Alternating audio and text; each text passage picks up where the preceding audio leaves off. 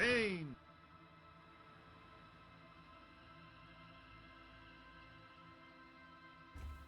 Hello, hello. Welcome to Midweek Point and Click. How you doing? Good evening, good night, good afternoon, whatever morrow you're at, whatever time of day you are in. We have Big Steve in the house. How you doing, Steve? Hey, how's it going? Very, very good. We are on episode 10 of Disco Elysium today. 10. How time has flown. And on day 2 of 7 in the game. Exactly. It's almost in real time. Yeah. Ooh, happy Easter! Thank you, Scoob. We've got Verdantry and we've got Saiku and Tongs in the house. How you all doing? Hope you are having a fantastic week. It is almost the end of the week, which is excellent. Hump day for the Americans, but you know. Otherwise, one more day for us. It's going to be glorious to have a break. I am mentally fizzled, but all good. I reckon it might be my turn for the recap, Steve. What do you reckon? Yep, I think so. Cool. Well, let me tell you, did we sort some stuff out?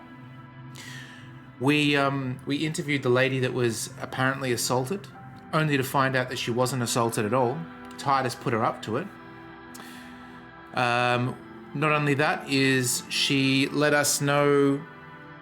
Did she tell us who... She told us something about Sylvia, but we ended up calling Sylvia. Sylvia was the lady that quit the diner, the Airbnb. What do you even call that place? The pub? Dance spot? Whatever it is? Yeah. Whirling Rags? She quit that because of our bad behavior. Apparently, we did a few naughty things when we were under the influence, but I don't know. We never saw that, so who's to say it really happened? Because it's a hotel, but with an entertainment and eatery spot downstairs. True. So after that, we went for a little stroll and opened up the gate so we could cross the river, only to find our wrecked car, our police car. It turns out that we tried to jump the canal. Didn't try, we actually did. And inside the car, we found our badge, which is super exciting because now we can prove who we are. I believe it used a handsome photo of us from 4 years ago or something like that, before we grew the snorkel moustache and became dependent on narcotics and all that. Yeah, she was like, because like there's those cop movies, I don't watch much of them, but there's this ones where there's like the corrupt or either corrupt or low down, and yeah, at one stage they show you like the photo from when they were fresh-eyed recruit, and it's the actor like clean shaven, and it's like kind of like a shocking. Except they haven't shown us the picture, but I think they're going for that Exactly. concept. Another thing to mention as well is we went and visited the guy that said to come in at 9. When we got there at 9 o'clock, he said, I don't have anything to say to you, but I have a friend that does, that saw the whole thing. And we go in there and we started talking to him. And he was a dirty politician that had nothing useful to say whatsoever. But he did let us keep his hat, which is quite exquisite, as you can see here. And racially insensitive. Not as bad as the robe, but still racially insensitive. Well, if you look, it's raining now and we've got an umbrella, so we're good to go. How do I feel about Dragon Age Origins? I love it. Dragon Age Origins was amazing. Number 2 was okay. Number 3 was there 3? Can't even remember now. Number 1 was the best though. There was one after 2, but I don't know if it counted. It was like 3. It had like a subtitle. I don't know if it was a full Inquisition. version that just had Inquisition. I liked it. First couple of guys who couldn't finish it. The second one is because it actually glitched. It was a save breaking glitch. Like I was getting to the top of the mage tower. Whatever was at the top kept causing a crash. But I recently tried it again, and I still didn't get to the end. I got further than I had before, but I found out that the difficulty is rubber banding, and that just ruined any sort of motivation for me to keep going. Damn. Because it's like, oh, the strategy is to stop it from doing that. Because of the failed attempts, I sort of started to realize, I was like, am I getting worse at this? Because I'm now much more leveled on this area that I struggled with before, and I still struggled with it. And I realized, like, and someone said the thing which, like, can't be rubber banding because you could just do this technique. And when I looked it up, it's like someone said the technique I thought of, which is, what if you just went across the map and just visited every single area? Because the levels are locked as soon as you visit an area. So it's like, what if you went around, visited all the areas, and that way when you're going through properly, they're all low level. Gotcha. This is it, the scene of the party. The fire pit, cigarettes, and empty bottles. Oh, it's logic. evidence it. So that's our story about Dragon Age Origins. Go for it. So my the other thing with that is the game studio I worked at, where we just made mobile phone games. One station we're making iPhone and iPad games, and it's like a company. Most of the development team got excited because we got the contract to do a Dragon Age game for mobile. And there's a whole bunch of devs. At that stage we'd merged with another studio, and the devs from the other studio were really excited because they were, but they wanted to do the way Dragon Age is the very serious RPG. And at the time they were developing it, the number 2 came out, which was the more arcadey, sort of moved away from the Baldur's Gate style mechanics of number 1. And so the producers and the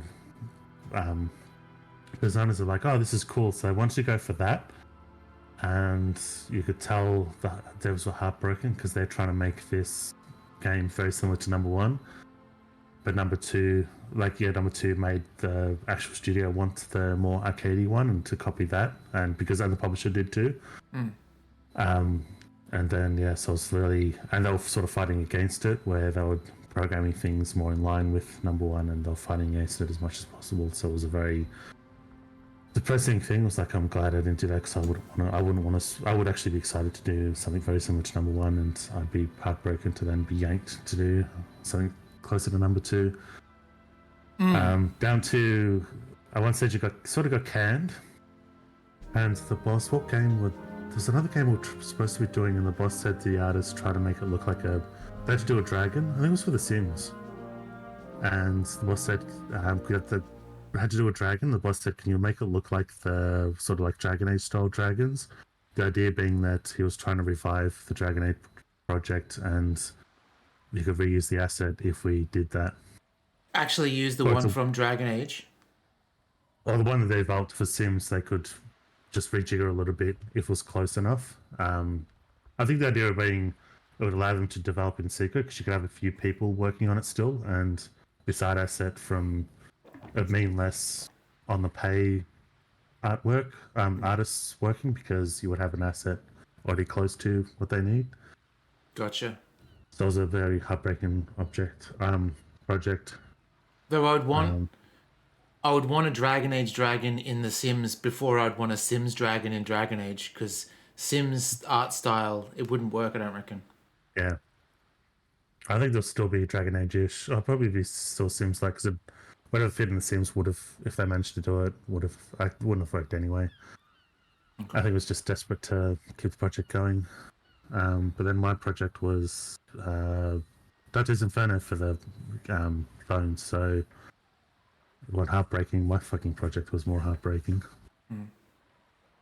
Dragon Age 4 is supposed to be next year? I don't know if they're, like, it feels like vaporware at this stage. I don't know. All right, Logic says, this is it. This is the scene of the party. The fire pit, cigarettes and empty bottles, all evidence of it. And we say, hold up. Don't you mean the scene of the crime? Not as such. I'm talking about what came after the party scene. Yeah, sure does look like a lot of folks partied here. No doubt it was just us. Looks like they were here a while, judging from all the bottles. The sunken motor carriage provided them a focal point, like a goose ice sculpture or a chocolate fountain. Hey Kim, looks like we've had a couple of partygoers here. Looks like it. This is some kind of theatre then. A circus, production by a great clown. Hey, let's keep moving, detective. Okay, we do need to get moving, but let's have a look at our book. We haven't checked it in a while. All right, we're on Wednesday. Question the lady about the dead man. We already did that. What are we missing? Talk about him right now. Needs specifics. Height, build to confirm the autopsy. Maybe we can call that in then? Maybe, yeah. Although it says a little later when she's collected herself, so... Well, here it just says no way here to- that we need specifics. So maybe that's the trigger point. Yeah, I think we just need to wait a little bit before we then ask her again, I guess. Same person about Sunday night. And Kim is not around to stop you. Ask. Oh, okay, because we tried to ask about what we did when we were going bonkers, and Kim stepped in. So that's good to know. Keep that in the back of your mind, yeah. That's important. Yeah, but that means we have to. There's going to be more opportunities to ditch Kim for a bit, I guess, or if At they night need to go time, away. we can sneak out at Oh night time. yeah. We could do the old boots trick. We're going to buy some pants from Kuno, aren't we, Steve? Was that the plan? Look, no. Okay. Do you really want to finance a little shit? I don't know. You've turned around on Kuno. Like he's still Nah. the most horrible, Nah. homophobic little shit, and you've somehow turned the corner of him and actually like him. No, I don't like him at all. I want to use him like I use the dude that's giving us money. Confront the Hardy Boys with what she told. Ooh, that could But then be that death. doesn't make sense. We're paying him money for some shitty pants he probably stole from somewhere. Look, we're police officers. We do what we can to get the job done, Steve. Should put him in a fucking juvie for wherever he stole those pants from. Yeah, true. Find the murder weapon.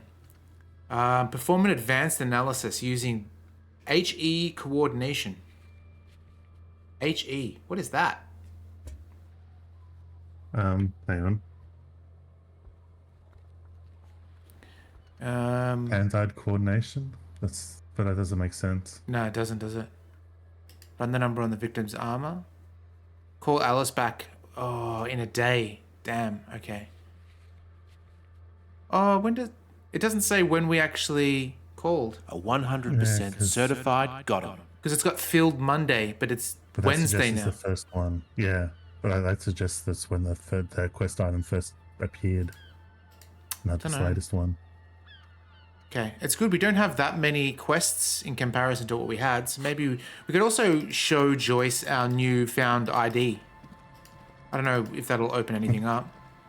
Oh, I'm using Baldur's Gate key commands. It's not going to work, is it? Alright. Let's go back across. Nah, Bolty Boy is way better than Kuno. Yeah, Baldur's Gate 3 is pretty good. Pretty good. Just Pretty. quickly after food. Okay, no worries, Steve. 50 hours? Jesus Christ. I can only play 2 hours after work now that I'm an employed man.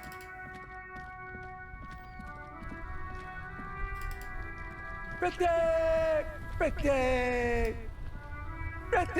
good. Thank you, Larry.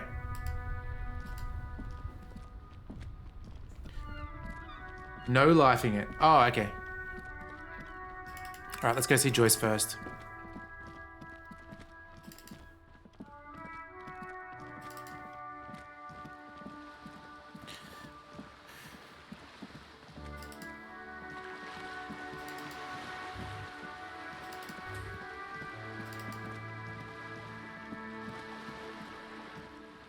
Oh, I thought she was missing, but she's camouflage.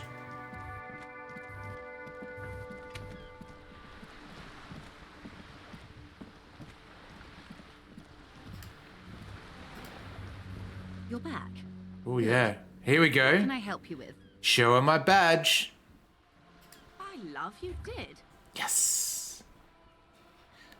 She inspects the piece of blue plastic, her eyes scanning from left to right. She is memorizing your badge number. Pleased to meet you, Lieutenant W. Freighter Dubois. I am glad to see a man of high qualification. The situation is precarious. Hell yeah. W Freighter. If you remember what W Freighter means, it means that we chose not to be promoted so we could stay in the same job. I think we didn't want to go to captain. We stayed at sergeant twice. Can I help you with Lieutenant Tiafreta? Well, that is it, Joyce. That is it. I just wanted to show you how handsome I was in that photo.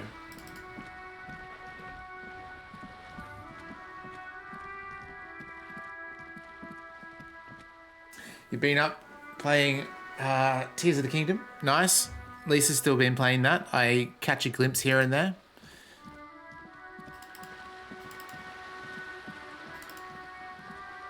It's funny, sometimes I hear her cursing from the other room. It's like how I was when I was playing Bloodborne. She'd come in and just see me go, shit, damn it, fuck. And I hear her doing the same thing. Who else wanted to see the badge? Maybe old mate in here.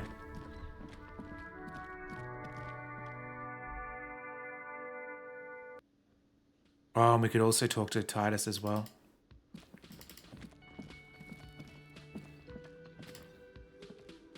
Can I help you? So another thing. Another thing. Great. I love those. Oh, okay, here we go. How do we even pronounce that name? Class G? Class J? Classy? Classier.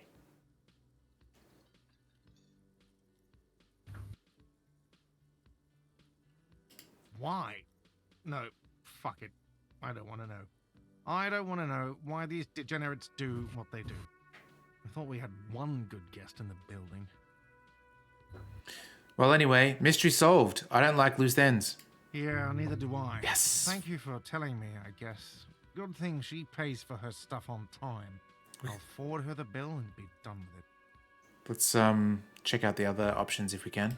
Why? Okay. No, fuck it. I don't want to know. I don't want to know why these degenerates do what they do. I thought we had one good guest in the building. Yeah, I bet you didn't want it to be her. What's that supposed to mean? Fuck you, buddy. She's not my taste. Good thing she pays for her stuff on time. I'll forward her the bill and be done with it. Now, was there anything else? Let's choose the Why? other option. No, You have Lena. fuck it. Lena is a good customer. Yeah, well, she's not a guest, is she? Isn't she? What's she doing here then? What? Did someone mention my name? We were just paying you a compliment. And finding out a degenerate from room 3 nicked the phone line. Everything is okay here.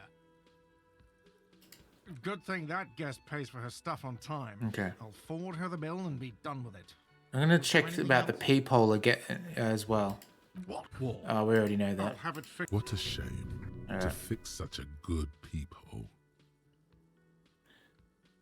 Oof, electrochemistry, you can clear off. Thank you. I'll patch it up. Yes. Okay, that's it.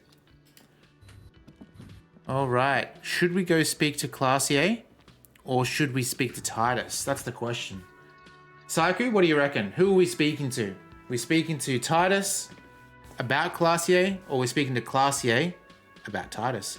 Or we could go back to the car as well and see if we can run some ballistics. Michael, maybe you can confirm whether that's how I run the ballistics on the bullet, because I got no idea.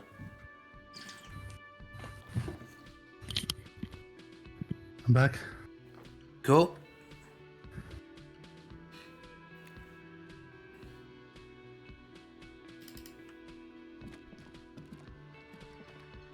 Well, one of the objectives is to run the bullet using HE. What was it again?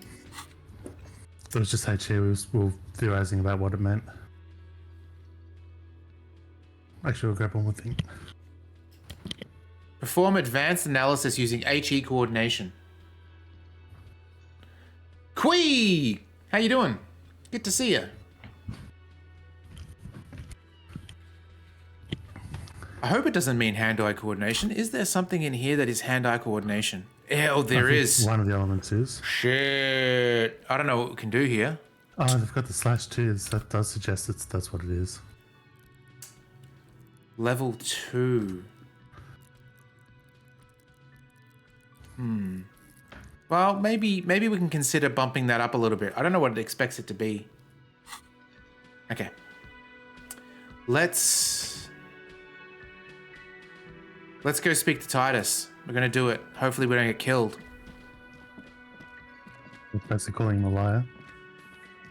We saved it. Have now. Yeah. Not that we save scum, but if we die, at least it'll... Yeah, before we know it's death is coming, it's best to save progress. What is it? Oh, here we go. Guess what, Titus? Found someone who saw the hanging. A witness. A witness? You ain't got shit. The locals would never come to you with this. Oh, want to make a bet? That's just tactics, Titus. Next, he's gonna tell you one of us already rolled on the others, and he's in witness protection. My witness isn't a local. Well, let's hear it then. Who is your mystery fella? This goes without saying, but nonetheless, don't give out his name. Ooh. Also, you've already narrowed down who it is by saying it's not a local.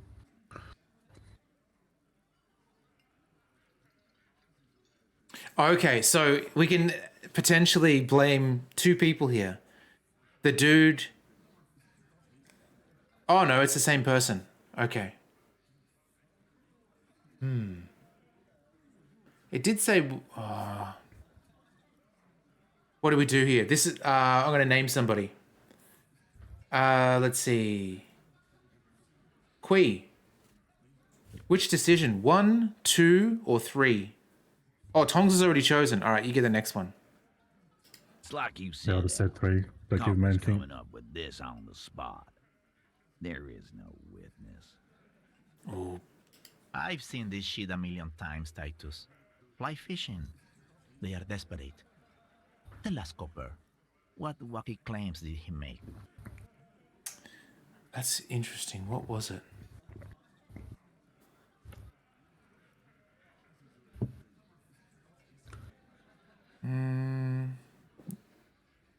It's you assholes that feel the need to go around like a fucking brass band. The Hardy Boys are dead silent. Yeah, it's like they put cowbells on you before they send you to the streets. What's with the cowbells, policeman? They're avoiding having to answer this question. I'd imagine you guys drinking with singing lynching songs. What's with the funeral silence? We were drinking, weren't we, guys? I hit the bottle hard. I was drunk as fuck. Oh, this doesn't sound convincing at all. Right, I'm convinced, Glenn. Nothing off here. Just a regular hanging. Witness said he saw 2 people of Areopagite descent and 1 Mesk. Areopagite? Boss, Close I think enough. he's trying to say me and Theo. Well, yeah. What is confusing you? Eugene, Theo, and Elaine were there too. I already told you. Oh, wait, We were Elaine? all there. I don't think Elaine was... Hang on. 1, 2, 3, 4, 5, 6, 7.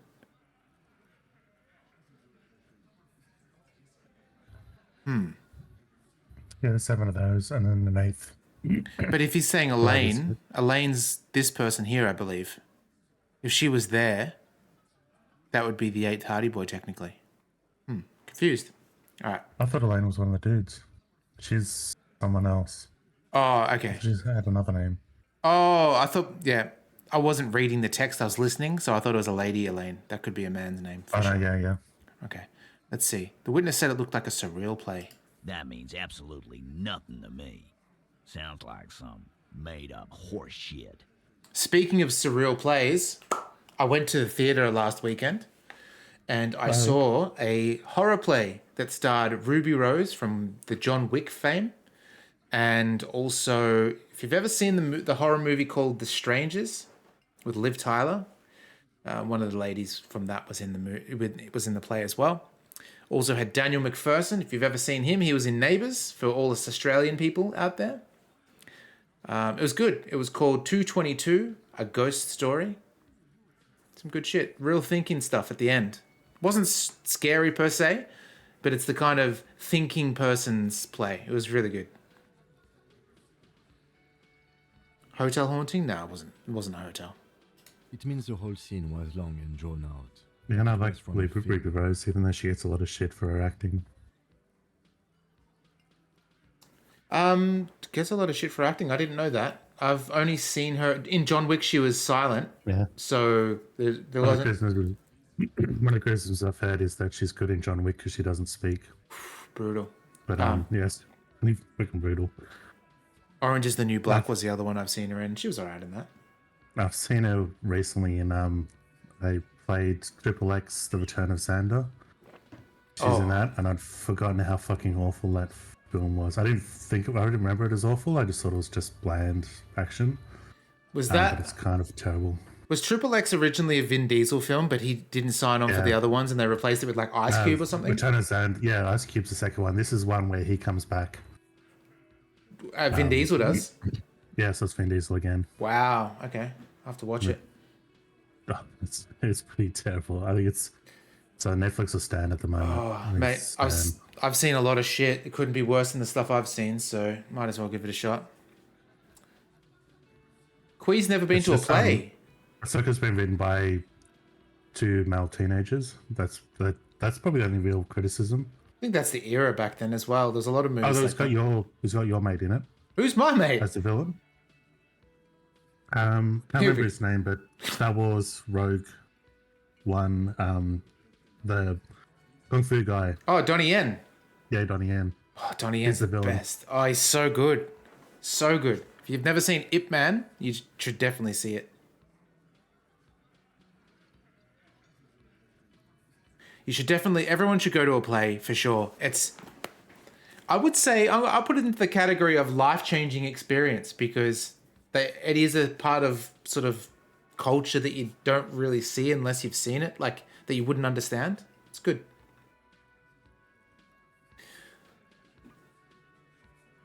What is this fella's problem? Sorry we didn't make it more action-packed. It wasn't the first thing on our minds, you see? Shanky, it's Shanky, right? I thought there's something wrong about the lynching story. Now I know there was. Hell yeah. You don't know shit. Do you remember in Spaceballs, Steve? When they're combing the desert? And he's like, have you found anything? And the guy, Tuvok from Star Trek. Tuvok from Star Trek voice. He's like, meant to say. He's like, we ain't found shit. So good. I know you are lying, Shanky. Okay. Great witness. Because there's that joke, and then the jamming the radar, the physical jar of jam he's shooting at the radar dish. That's like pinnacle. What's his name? What's the director? Mel Brooks. Mel Brooks, yeah. Yeah, that's the best he's ever been, because that other movie that we watched of his was absolute fucking horseshit. What's it called? Blazing Saddles. It was the worst. I hated it. So much bluster to hide the fact that they're uncomfortable with you having this info. I talked to Joyce. The Merc you hanged, his friends are coming for you. Yeah. By friends, you mean his squad mates from Crenell. Wouldn't want to beat up his grandma. Wouldn't want to beat up his grandma. Yes, they are forming some kind of tribunal and they're coming for you. This is what happens if you take the law into your own hands. Other people start doing it too. Let them come. The Hardy Boys are right fucking here. What was that game we played on Midweek Point and Click where it must have been Broken Sword, right? Where every character sounded like they were doing voice acting in a different room. Oh. Was it Broken Sword? I think it was. No, because Broken Sword was the one with the goat where they mixed up the 2 sound effects. I didn't remember there was that as well. The sound being actually bad. I thought it was another one that was a really... You heard the man. Right here. We're armed. We got the whole district behind us. And Glenn. Glenn is fucking crazy. Who's Glenn? And what the hell is this thing here? This looks like a Dracula slot machine throne. We're gonna have to check that out when we're done. Yeah. A well-oiled murder machine. Ah, there's Elaine. The mercenaries are armed with automatic weapons. Oh, Joyce said they're gone rogue. Nobody's controlling them. Big fucking surprise. Glenn's They the blind hired guy. psycho scum, Okay. arm them Awesome. to the teeth, and let them loose into city. What do you think is gonna happen? The mercenaries are armed with automatic weapons. We got weapons of our own. We got Ister 50s, Zeelagers. Glenn's got a knock cannon at home. I wonder if this information will let us know about what kind of bullet.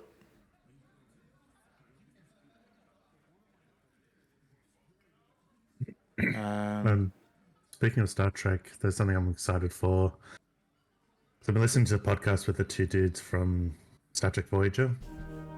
Through each episode, and they're up to the end. So there's one more episode come out that they've pre-recorded because they can't talk about Star Trek after the strike. Yep. And during the strike, they're going to, I guess it's going to be a normal podcast where they talk about bullshit and not anything about what they worked on.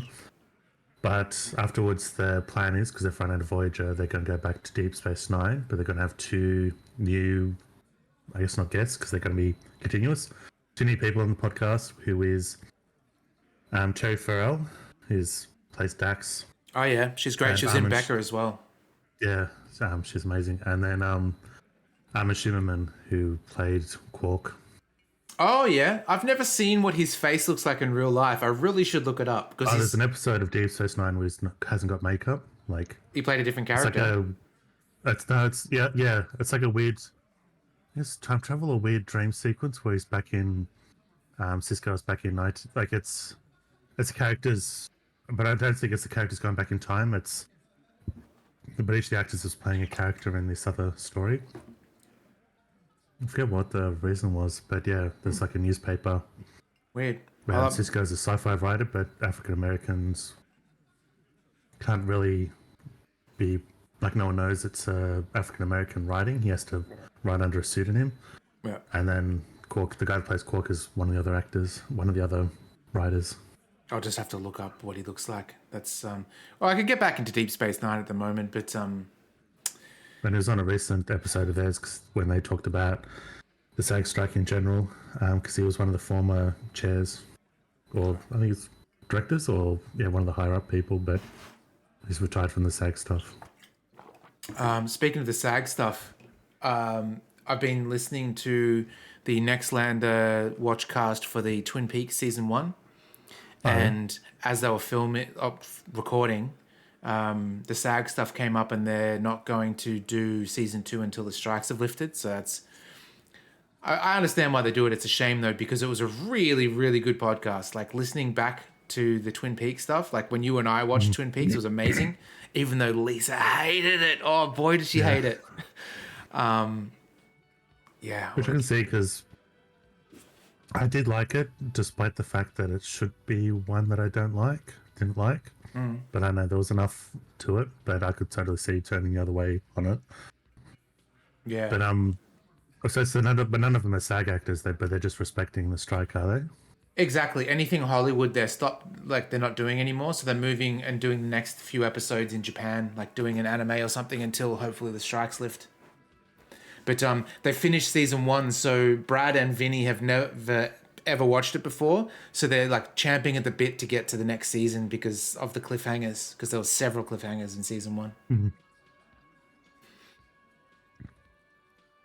Will they pierce ceramic armor? I guess we're gonna see, aren't we? That was an unsure phrasing. For your sake, I hope you're right. Right about what? That a 50 caliber bullet goes through shit? Yeah, I am. This Cronell is bad news. You know that, right? So are the local gangs. The fucking Barmy Army and the Madre scum. You've been out there. Seen any around? You're excited they chose Serial Experiments Lane? Yeah, the only thing is, I had a look. I can't watch that. There's nowhere that has it. It's not on Crunchyroll, and the other thing that's like Crunchyroll, need a VPN. Yeah. Where are they now, huh? Sent back to Madre in an airtight cargo crate. These people are trained military professionals, special forces, as you said. They are not a gang or Barmy army. have to find the DVDs. I made the mistake when I was in Japan of going to the 3rd floor of an anime store. Just know you shouldn't do that. That's the further you go up the stairs, the further you're in uncharted territory, let's say. No, they're not. They're uncoordinated and drunk. We know more about them than you think. What do you mean? Okay. Yeah, what if you come into contact with a thing that's been missing from your life and you just never knew it? Filthbag Bolt? I was being lovely. I was being discreet. I was trying to give everyone fair warning. A 100% certified got him. All right. I mean, they're going to wipe you the fucks out, Titus. You got this. I'll be at your side when they come. Pff, I'm not doing that. You got one more gun by your side? Oh, no, we've lost our gun. Ooh. Quee, what do you want to choose?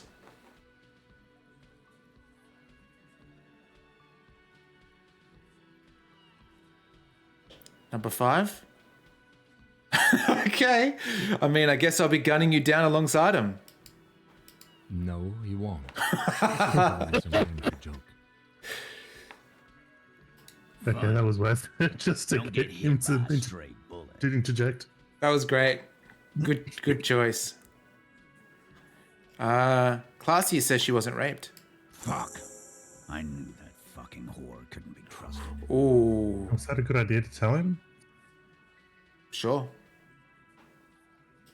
For the record, Titus Hardy did not explicitly specify Oh, the we heard victim it. as a whore, nor did he say anything about trusting her. Oh, shut up and stay out of this, Liz. Liz, okay. He raped her. He was out of his fucking mind. You have no Oh, idea. sticking to it. She's just in denial, asshole. You don't understand the traumatic experience. She's shutting down, and she doesn't fucking trust you. Do you reckon this guy here, Steve, looks like Paul Philip Bay? The guy who's the portrait right now? Yeah. Just a little bit. Kind of a little bit long in the face. Like, that's the thing that breaks it a little. Okay. For context, that's Old Man Winter's nephew. Yeah, she's Oh, was he? crazy. Oh, because it was his uncle, yeah. Yeah. A crazy bitch. Because, like, yeah, but Paul was part of the house before Old Man Winter came. She's fucked up. Fucking Old Man So Winter. you think about that relationship the other way around. That guy. This is a diversion. Stay on track. Just going to quickly have a top up with a drink. Sure. Cut the bullshit. She told me the truth. Lawman, I'm at the end of my goddamn rope with you. I fucking told you not to push her. Uh-oh. And you went and pushed her. I am gonna fucking... Titus Hardy. Oh, come on. Save me, Elizabeth. Success. Titus backs off. Yes. Fist down, everybody. Everett personally sent me to take care of this. If this goes south, we'll all be in the shit. But you, Titus Hardy, are going to be buried. Am I Ooh. understood? Okay. When she's angry, she emphasizes Back. the S. Cool. It gives her voice a strangely hypnotic quality. Her lips barely move as she speaks. Frankly, it's a bit terrifying. Someone has to rush in to break the tension. The second in command. Look, Copper. We know that fuck was a rapist and a killer. We got him confessing to it on tape. Ooh. Show it to him, T. What's the harm, right? Okay. Here, jerkwad. Listen to this shit. Hell yeah. Then come back and tell me the soldier of the apocalypse was an innocent man. This is their last play, this tape. Their story is in tatters, a mess. It might be nice to listen to, but at this point, you don't No, and it is just hearsay, regardless of what he says. Oh, I want to hear it anyway. Where did you get Yeah, this we want tape? to hear it anyway. You think we go into this shit deaf and dumb? You RCM aren't the only ones who know how to bug people. There's no university degree for that. So you've bugged them. How? We have machines. We're in logistics. How do you think a harbor works? It's advanced stuff. Understood. You've listened in on their communications. What about our communications? Since way before their chief started taking swing lessons. Things got nice and quiet after that.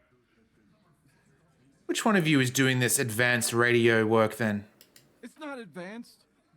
You just hold up in a coop all day, writing down what they say. Oh. It gets hot as hell in You here. just gave yourself away. That's not advanced. Yeah, it's it's just dictation. Don't put yourself down, Angus. It's important work. Yeah, man. You're like a radio genius or something. Those notes are some in-depth stuff. Indexes and shit. So what's on the tape?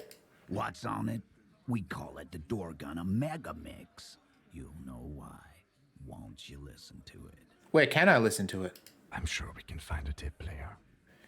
I've already got a tape player, Kim. I went and got it while you were away. Where can I listen to this? Why don't you try shoving it up your ass, genius? Yeah, play it with your ass, cocksucker. Jesus. I'm sure we can find a tape player. It's not a problem. It's interesting. I'd like to think that the reason why they didn't call it out is because we did get the tape player when Kim was away. But it's interesting when games don't sort of grasp that you've got something in your inventory already before it happens. Yeah. There's a really good moment in Baldur's Gate 3 where I had an item before I found a character. And it's just flawlessly weaved it in where the character said, hey, I think we've got that in your inventory. You want to use that? I'm like, oh, we do too. It's so good. Well, there's a thing of RPGs when you've got like it's like you get 10 rat tails or something like that, and you've already been foraging, so you've just happened to have them in your inventory, but the person still goes, there's a conversation and dialogue still has to end, and you have to talk to them again before they realize, oh, you've got 10. I love you that. brought 10 tails. Like the dialogue is still as if you went away and came back again with supplies, even though you had it all the time.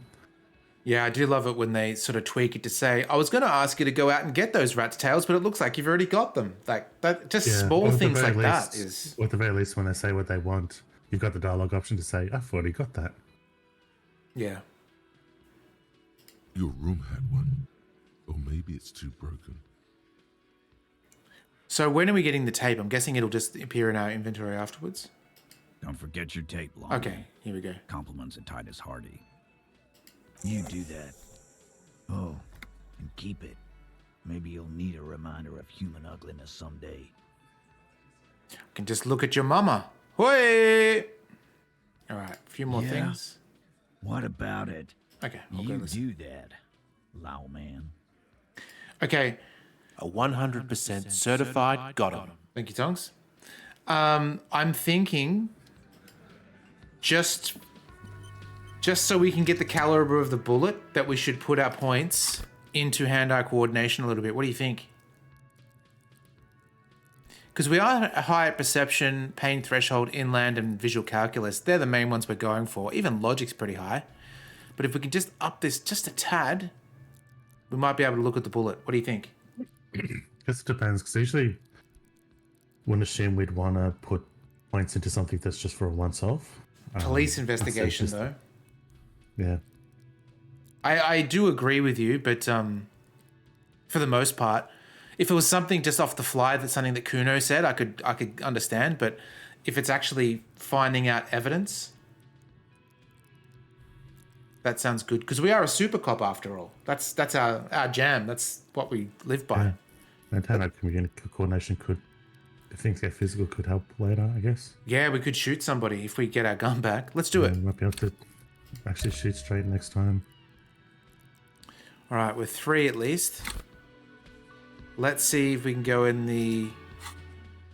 Oh, maybe you know what it was. Maybe it was just a skill check that we failed last time. If we go into our inventory, interact... That might give us another go, though.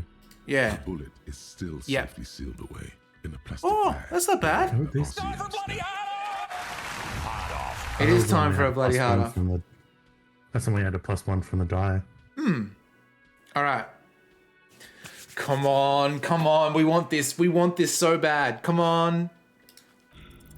You can't remember what happened last week. What? Oh, that's what happened last time. You're going to remember our Yeah. firearm models. That's... Ooh, okay, we're going to have to use one of Bullshit. these. We're almost there. If that was 58, the next one... If we put one more point in there, we should be good. Although I don't like the fact that it fails immediately and takes all hope away from it. Okay, let's get back to it. Let's maybe go speak to the lady Britches and just tell her that we ratted on her.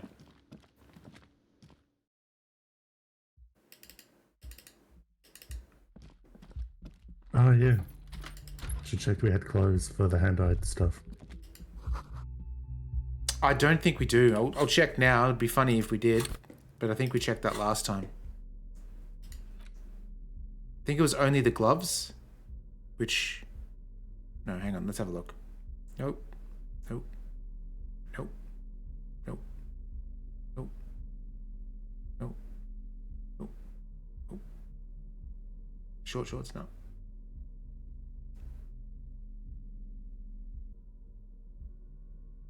Oh, why aren't we wearing this again?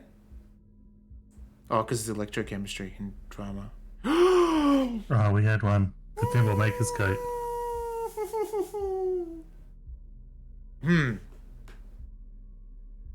We can't save scum, can we? We just got to go with the blows. We can wear it next time. Maybe just if everyone can remember next time, that's what we do. We put on our trench coat and we see how we go. It happens. It happens.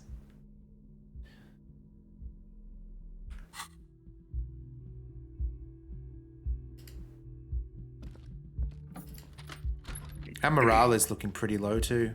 Can we steal some morale This juice? medicine cabinet is stocked with drugs, plus an old toothbrush, and Quite the collection. Of note? pharmaceuticals line the shelves, sheet upon sheet of pill bottle next to pill bottle, acetylic acid, APAP, eye drops, blood thinners. Okay, we could listen technically to that tape now too. Let's see. Here's our boombox. It looks like a chainsaw for some reason. We'll swap it.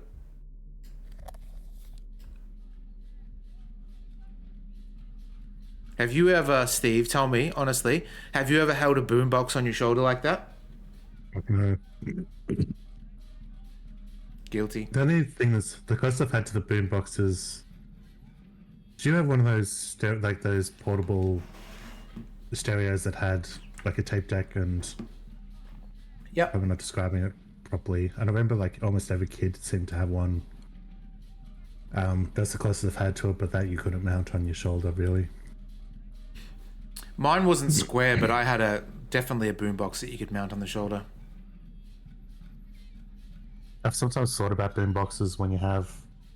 There's been tons of, like, every time you get on the train, someone's got the music up too loud so you can hear it. And I think of it as just probably from the, like, when you have the stereotypical, like, 70s and 80s where someone's just got a boombox on their shoulder and they're just playing music, just obnoxious music. It's always obnoxious too. Still happens, yeah. It's like, that's like that, it's a resurgence of that with just different technology. Exactly, Saiku. It was all D-cell batteries. So huge. This boombox that I had, I got when I was like 8 years old from my parents for Christmas. And that's what I listened to the extreme, Vanilla Ice's album on.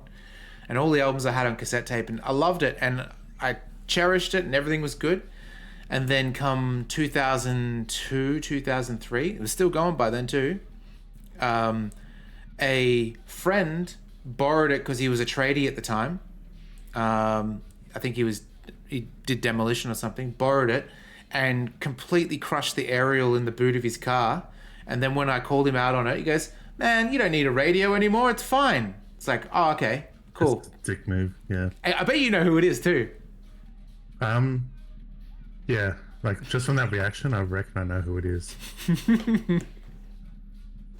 Yep. Because it's more about, it's not logical, it seems logical, but it's just him dodging, owning up to something, or downplaying it. Yep. All right, let's see. How do we use this? I think we just... Oh, that's an empty one. Where's the... Oh, here we go. The porter reel is just what you needed. The reels attach to the apparatus with a satisfying click. The tape is routed behind the magnetic reader. Play the tape. You push command set, and the tape starts spinning. Violent static and machine sounds fill the air. This isn't Revachol. This is a fucking village. I can almost see the elephants. Okay. The harbor. That's the son of a Kvalsund crane. Okay. When this shit is done, I'm gonna tear that place up. Soldier of the Apocalypse style. Kill shit. Dogs and chickens too. Gonna run a room, Cordy. A real nice room. I don't give a shit. I'm fucking done. I'm done mentally. I'll fucking do them all in. Rape that disco cunt on the counter. You know, the dance a whore upstairs. Do it Kohoi style. Never did get that taste out of my mouth. The lieutenant presses the button marked Arrête on your porter reel. The tape stops spinning. What do you think, Frank? It seemed authentic enough. Probably recorded off the shortwave, then edited to seem more incriminating. He sounded like he was on patrol around the harbor walls. But did he say he was going to do it? You can't edit words into someone's mouth. Indeed, but... Saying is different than doing. There's more going on here than we know. What was at the very end? Silence? End of recording. Oh. Who is this Corty? Corty could be short for Cortenard, one of the other mercenaries, the one he was talking to. Probably the mountain at the harbor gates. Mr. Right to Work. Okay, we can have a chat with him. What's Kohoi? A village on the Samaran Isola, in South Safre. Grad committed war crimes there, the kind of thing he talks about. You think he was there? Who knows? Maybe the tattoos would have an answer. We would need to know the story of this man's service. We can go speak to that dude, okay. A symbol of soldier of the apocalypse style conduct in a civil environment. How do we know it's the dead guy if we've never heard the voice? That is a good point. That's an excellent point. Well, I guess we show it to his mercenary friend, and if he says, "Oh, that's old mate," then we can, yeah. Okay, then now what? I think we've got a few more questions for class here, don't you? Ooh. This seems to contradict her testimony, at least to some degree. As you take out the tape, the boombox tunes itself back to the cheery radio again, spewing out beats like it's a Friday night. Nice.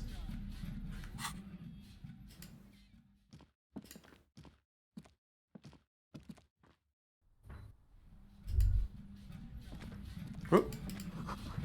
Feels like someone watching you behind the glass door. A woman. Okay.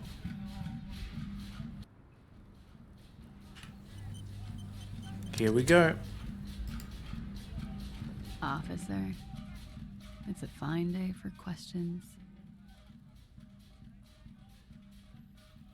Titus Hardy gave us a recording where the deceased states his intention to commit assault. She puts her coffee cup down with a soft ring as the porcelain meets the metal table. Did he? I never said he was a good man, or that he had good intentions. Only that he was never bad to me. Okay, that's right. That's one thing we forgot to mention earlier is she's saying that she had a relationship with him earlier. Several days. She doesn't care. If anything, She sounds amused. On this tape, he specifically identifies you as the target. Where did they get this recording exactly? It's intercepted radio chatter of the deceased, recorded via the encryption station. It's authentic enough. Does he say he's gonna do it Soldier of the Apocalypse style? Something to that effect, yes. No, those are the exact words he used. Yeah. That was practically his pickup line. A memory surfaces in her tired neocortex. It's not entirely unpleasant. Did he say whores a lot? Was he pretty much on the verge of doing it Kohoi style? Yes, the word whore was used. He liked the way it sounded when he said it. As to Kohoi, he wasn't actually there. He didn't do a tour, or at least didn't tell me he did. Would have been overkill anyway. He lived his own little Kohoi. It wasn't his everything. Do you think he was trying to scare people? No. I'm pretty sure he did all those things. And then had to internalize them to keep on living. Until they just sort of turn into his, what's the word I'm looking for? She's quite observant about the human character. Trained to observe, even.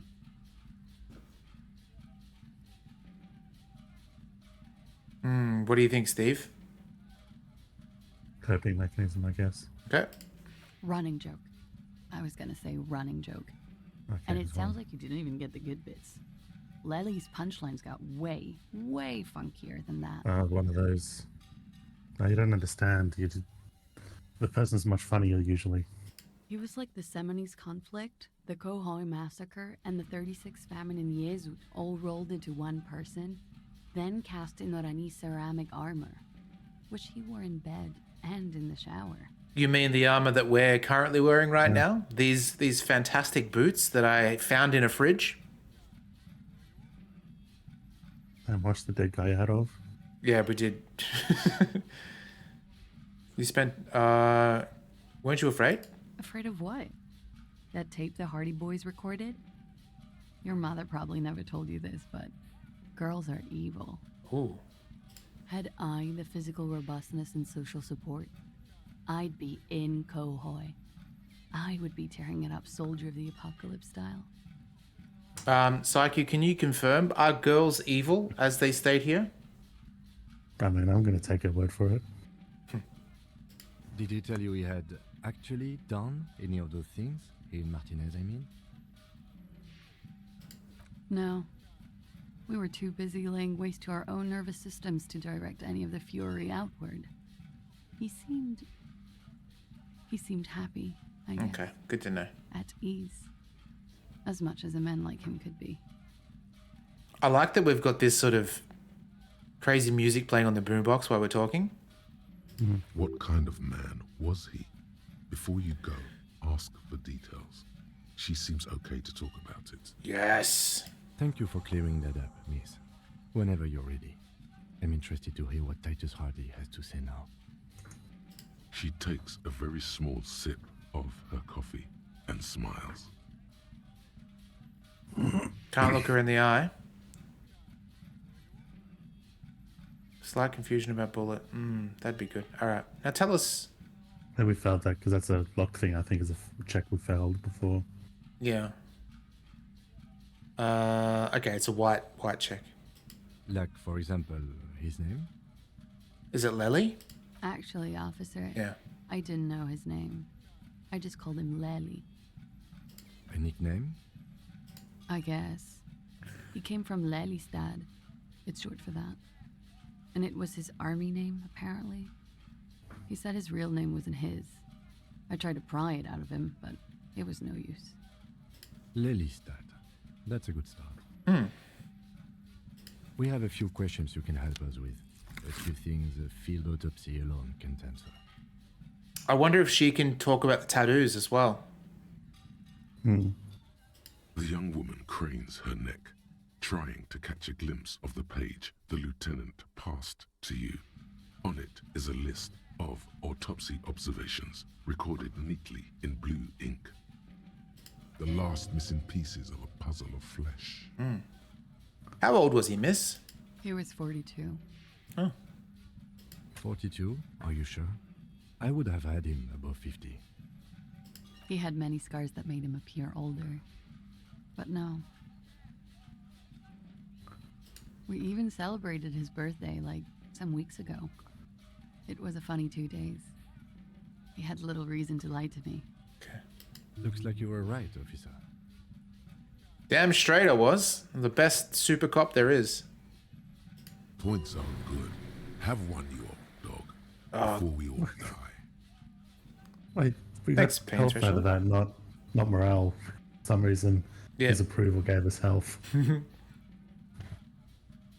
Better not mention it. The young woman looks at you, then the lieutenant, then you. His eye color? Blue.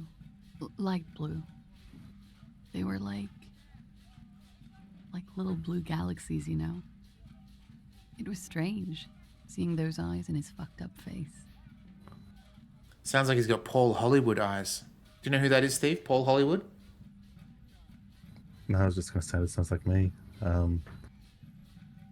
Who's Paul Hollywood? You don't have blue eyes, do you? No, but I mean, it was a joke about the decent eyes and a fucked up face. Just do a quick search of Paul Hollywood. He's got the bluest eyes known to man. Oh, there you go. Look at Verdant Tree's comment. Pardon the swearing. I do him an injustice. He wasn't ugly. And he had a beautiful, soft voice. Hang on. We heard his Very voice. surprising, what with all the scarring. It was quite something, watching him speak. He had a combat wound on his chin and Who mouth. doesn't come across in images? Paul Hollywood doesn't come across in images. What are you talking about? He's like one of the most famous people in the world. Not in his eyes. Oh, okay. Yes. Severe. It made him look like half his face was cracking away in some strange smile. That and those eyes. Oh, yes. His hair, if you can remember. It was light brown, almost blonde. He darkened it with brilliantine, made oily. Not nice to stroke. I couldn't convince him to leave it alone. Steve, you ever thought about darkening your hair with brilliantine? No. Sometimes thought about darkening hair, but now it's too late. It's not too late. What are you talking about? You're alright. I'm practically bald right now. He had a tattoo. What did it mean? Oh, that. It was the RNA's map of the waterways. Sure, waterways. It was mostly for showing off to chicks, though. Showing off the chicks? How so? How? Imagine him lying in bed. Freakish musculature laid out on the sheets. Scarred, of course. Tattooed. The sheets are dirty for some reason. Sounds like me. Is this Dirty orange sheets. lit? Is this origin lit? Yes. This is the very essence of what unease lit. A moment's respite. Dark and hopeless as the struggle itself. He's smoking happens and in- drinking, of course. And his chest and shoulders and arms are studded with stars. Tens, hundreds of them. Maybe even thousands. That happens in literature. I don't know how much it's in real life, like romanticizing like a dirty bed. Where it's like, is that just like not the most biggest turn off to anyone else? Tongs romanticizes over like shoes on the bed. That's the entry point to the dirty bed. That's how it got dirty in the first place. I could like write a erotic short story with both people with still their shoes on the bed, and then send it out. If you want to know a real filthy story, oh my god, I don't Steve, even know. once again, lives up to his name as the Filthbag Pirate. This same person that ruined my boombox, I won't name names, but they also, because we lived in a share house, geez, that makes the number even smaller. They didn't change their sheets for over 3 years. Like their doona cover, their sheets, their pillowcases. It's like snails had crawled all over their bed. Ugh. And the woman goes like, So I did something that I got judged for once. It's kind of the opposite. What do you mean? So I have this thing where if someone comes over, I know that someone's going to come over, such a way that might end up in the bedroom, I've got a spare set of sheets and I swap them over so that the sheets are completely fresh. Yep. And also that way, if you make a mess, you can, when you switch them back, you don't have to wait for like a wash cycle, which I've, and I remember once, I think we were watching something on her laptop and she's looked at my wardrobe and was like half open and I've gone, oh shit, I forgot to, in my rush to get things ready, I didn't close it. She goes, oh, it's okay. She goes, I mean, it's a little bit, like, I don't know why you've just stuffed all these sheets in the top like that. That's a little bit, and I thought, no, those are my normal bed sheets. And then I was like, what? And it's like, because I got temporarily up there. And so I explained the whole thing, and she thought it was weird that I would want to make sure everything's neat and clean.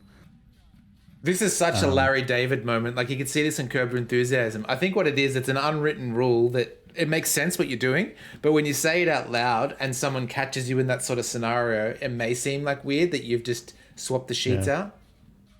So I get... It might be like, I know, because in this case, it's sort of like that was not the first time, so sort of, thing. But, this is like, remember in like the movie Porky's where the guy's trying to get laid, but one of his failed attempts is because he's about to get with her, and then he's already put the condom on. Yep. And it's like, Pee-wee. I think the connotation of that's kind of weird itself, but also the connotation is that she's turned off by the fact that he knew it was going to go, or suspected it was going to go that way, and that's like a turn off, maybe. I don't know. I see what you're saying. I don't think it's There's one other person I've mentioned to, and she's gone, oh, that's actually kind of neat. I think that's good. But otherwise, I was just surprised that I got judged for that. You could have just said that they were clean sheets. That's like the next set that you're going to use.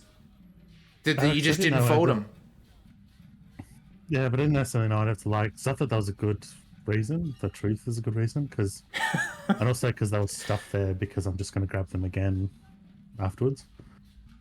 She thought it was weird, and she goes, "Wait, you telling me as soon as I leave, you're going to change all this bedding?" Like that was a weird concept for her, and it's like, yeah, these sheets go straight to the washing machine, and then I put mine back. I think this is the case where little white lies wouldn't have done you any harm. Like, maybe too much truth is sort of, oh well. But it didn't really do harm. It's not like there's anything other than being judged a little. It's not like she said, oh, fuck this, I'm not going to see you again.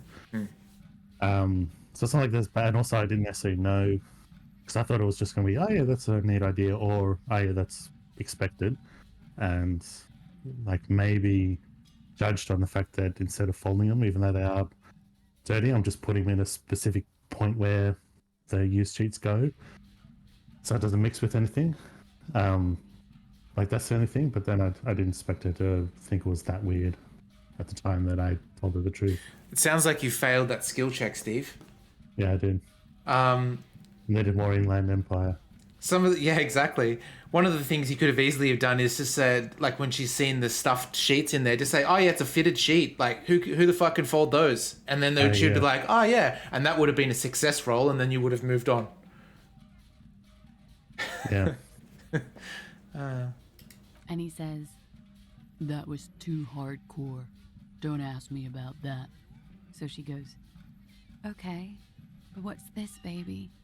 And he's like, saw some bat shit there. Killed some loincloths. Jesus.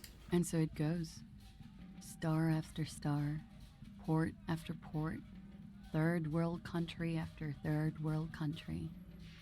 And he's done horrible things in every single one of them. You were the woman in this? Oh, yeah. Can you tell us precisely what these means? Hand her the photo. No, thank you. Oh. I've seen enough of him dead. That's fair enough. I can tell you what they meant without looking at them. Yeah. Go. I want to play at the tape, though. He was a blue-eyed boy with thick arms from a small town. He was also poor, and the government of Orania needed some Sounds like the people opening killed. lyrics to Don't Stop So Believing. they turned him into a grotesque killer. For money. He went to Killer Academy in Vredefort. Then he killed some people in the Seminine Islands. And on other islands, too. All of the islands. After this, he came to Revachol and got killed himself. He did. Speaking of music, Tongs, got a good bass song for you to play, because I know that you play the acoustic bass every now and then. Burning for You by Blue Oyster Cult is super fun. Which brings me to another thing. As you know, I do Rocksmith streams on Saturdays. A lot of Saturdays. Lately, what they've been doing is they've been updating the game, and songs that have been delisted are getting removed from my library, which is I'm absolutely against, which is kind of bullshit that a game could do that and just suddenly remove songs from your thing. Yeah. So I guess music copyright can, I guess, be a bit more draconian, but like Steam, when they delist a game, you still own the copies you bought before it gets delisted. Exactly, but I think these songs, the songs in question are More kind of serious like copyright issue. Yeah. they're disc imports from the previous one. So basically what will happen is if you own the previous one, you can get a disc import which gives you like say 50 of the original songs or something like that. But they've been slowly removing those. Verdant Tree's favorite, I Believe in a Thing Called Love, no longer there. But I thought about this, and I haven't done it yet, but you tell me if this is a fair idea. This is the brains trust of the chat and the brains trust with you, Steve. If I were to... Now, I own this game outright. That's how I've been playing it. But if I were to acquire it on the 7 Seas, that means that game could no longer connect to any online services, which means that they can't take the shit away. Do you think that's a fair cause? Like, is that something I should do, shouldn't do? What do you think? Yeah, because I already own it. I'd be installing 2 copies of the same game on my machine.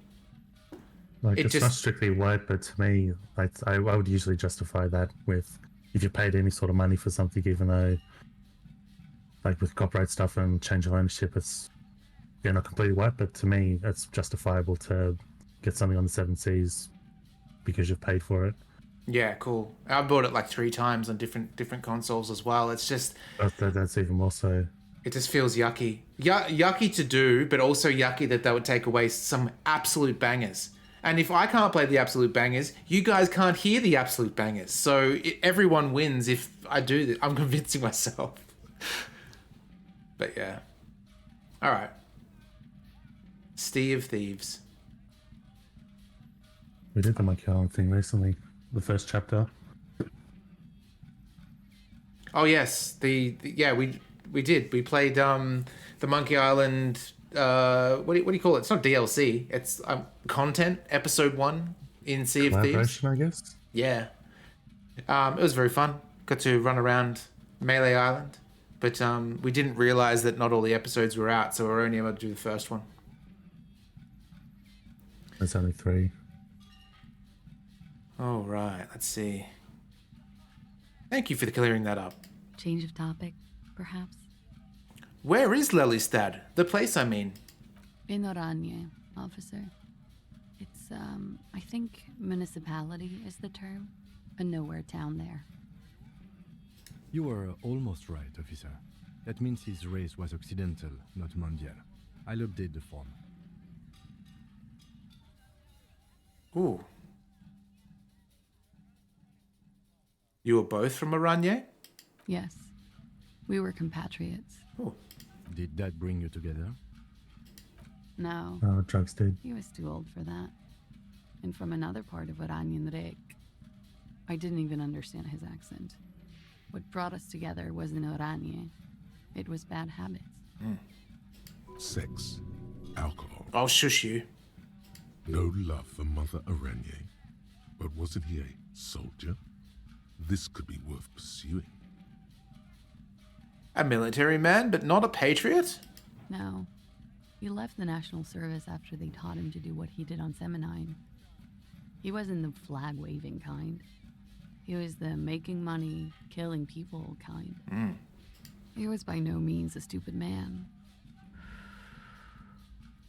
A people person, a small platoon leader, certainly not a patriot. You don't seem like much of a patriot yourself. Mm-hmm.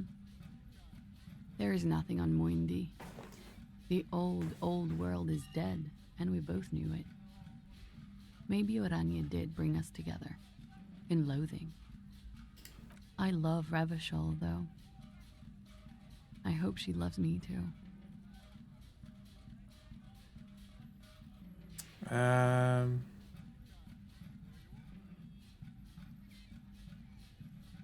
Something miraculous is coming, he told me. What's that in reference to? I don't understand. I don't know, unless it's the... Because it has that dialogue. I think it's just... Is it him being weird? Like a character being weird? Not sure. Could it be love that did him in? It very well could be, yes. What do you mean? What do I mean?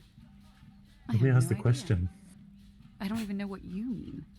What does that mean? Oh, because we talked to the dead body. That's what it was. Yeah. That's us, our character being And I'm weird. assuming the next, yeah, it's our character. Because I think that's also What do you the next mean? option that we questioned. I think that's from the body telling us that. I think because we're straightening our lives up, we shouldn't say that we spoke to the dead body. Okay, another question. Of course. And we'd have to skip the next one. Yep. I think we're finished the line of questioning. All right. Ooh. XP, sweet. Coolly, gracefully, she pours herself more coffee. Ooh, yum. Let's talk about this so-called assault. Not my favorite topic, but okay. I'm not asking that question. All right. So. How about we, change the subject to something more lighthearted now? Later, miss. Wait. That's the other thing with that man, bloated beyond all recognition, was 42. It's what she said, yes. Below the damage, the weeks of decomposition, all the swollen indignity of mortality. He was 42 years old. Where is this going? How old are you? That's where this is going. 45,000 liters of raw alcohol has left its disfigurements. What lies beneath, you wonder? You could ask either one of them. Okay. Miss, how old do you think I am? Still. Huh. How old do I think you are? She's buying time to formulate the best answer. Everyone does that when they're asked that question. I don't know. 1, 2. I don't know what I'm supposed to say. How old is a newborn cop who doesn't remember he's a cop? I think I'm circa 55. You're not. Oh, really? Sure he is. Age is just a number. Yes, but for him, that number is 56. Oh, okay. Wait. This requires scientific measurements. A 100% certified got 'em. Bring it on. I'm not afraid of the truth. To the laboratorium. Ooh, okay. Gained the thought. Let's have a look what it is. Date of birth generator. We can't internalize. We don't have enough slots.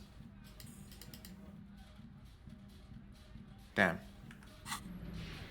All right. That's cool.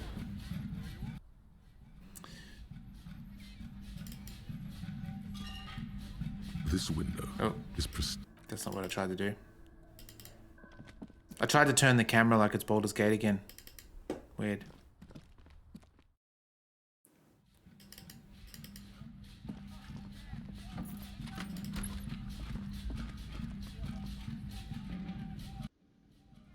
Okay, do you think Titus is going to do anything horrible?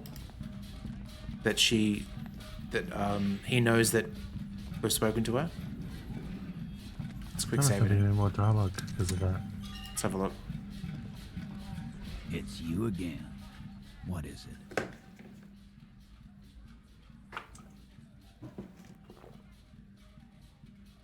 So I talked to Claudia about the tape. And? Nothing. She stands by what she said. That fucking fucker. Revachol. I gave you gold on that tape. We're the only cops in Revachol. That fucker wasn't aimed at you. It was at her.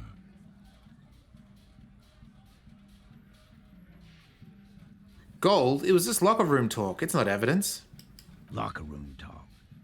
What are you, fucking brain dead? I've been to plenty of locker rooms. They don't plan rapes there. What did she have to say then? Fine by her? This is what people are supposed to be like? Fucking whoop-de-doo. If anything, she seemed turned on by the whole door gunning thing. Yes. In fact, I think she thought it was a little funny. Funny? No good goddamn psycho whore. I'm okay if Titus gets done by these mercs. Seems like they wanted to give Claudia a second chance to play along. She still didn't. Alright. Oh, fucking righty then. I guess it's good then. That fucking... Please try to control yourself in the presence of visitors, Titus. This is just perfect. Just fucking perfect. Any thoughts on this, lawman? You don't have to say everything out loud. Just mix and match. I'm thinking number 1 so far.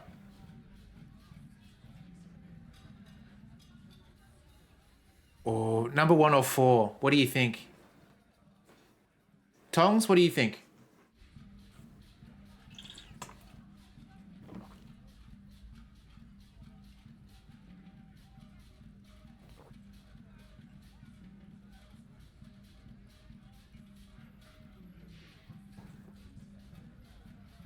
And what are you thinking, Steve? Which one would you have chosen?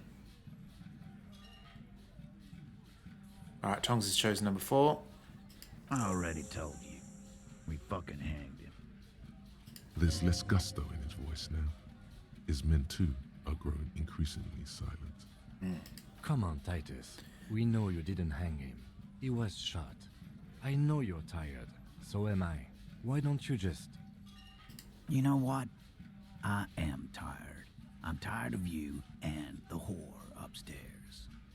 Next time you see her, tell her Titus said, "Fuck on!" Ooh. That lying, scamming. We're done. Oh, okay. This is over. You understand? Your little investigation is over. Yeah. On the floor, beer drips out of the can into a small puddle. No one does anything about it. What is this quiet funeral shit? What we need is some beers in us. Bartender, 20 beers for the Dock Workers Union. You'd love that, hey, Steve? 20 beers? Why do we make I it don't think 40, so. huh? Why do we make it 100 beers? You're not loud enough. 100 beers? Now we're talking. Hoppity hop over here, cafeteria manager. I learned in Hard Quiz that there is a American athlete, maybe a baseball player, I think, that was traveling, I think it was like from the US to like the UK or something. And he drank over 100 beers in that one flight. It was some sort of record. More of a vodka cranberry? Nice. The window might be closing. The more beers they get in them, the less cooperative they will be. Ooh, this is pretty good. 72%. Let's go for it. We ready? Come on. Convince Yes! Titus he's being manipulated. Woohoo! You should know by now. Titus Hardy will never falter. Just remember, it's about more than Claudia. It's about these men and Martinez. Their district. Their responsibility. That's it then. Case closed. We're going home, Kim. He'll get it. Go on. Write it down, Kim. In Martinez, they just kill you because they don't like you. Got it. Kill you because they don't like you. All because...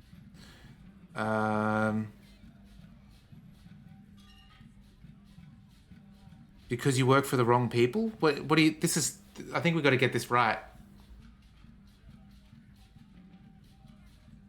Steve, I'm going to rely on you here. Was he being sarcastic? I don't know. So basically what we're doing is convincing Titus that he's being manipulated. And we're doing a bit of reverse psychology. So we're like, that's it, Kim. Case closed. Looks like they'll kill you just because...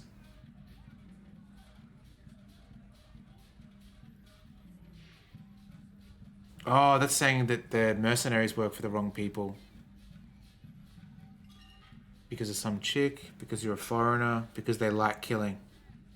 Yeah, I'm just trying to think of... Because the third one is true, so if he's being reverse psychology... Mm-hmm.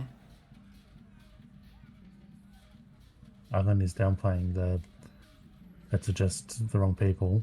So work for the wrong people. Of course, Chad, if you want some input, just put in a number what you think as well. You think 1 or 4? Okay, cool. Yeah, I'm thinking 1 or 4 as well. Because we kind of want to make him look a little bit stupid when we say it. So then he... Yeah. There's no 5, Verdant Tree. Get out of town. What do you really think, though? I'd love to get everyone's input. 1 is the one we've just disproved, though, I guess, is what I'm thinking.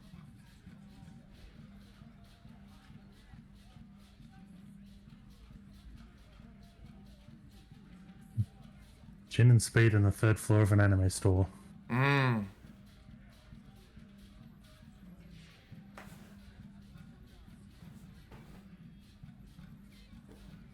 I have a feeling there's going to be more lines after this. So what are you thinking, Steve?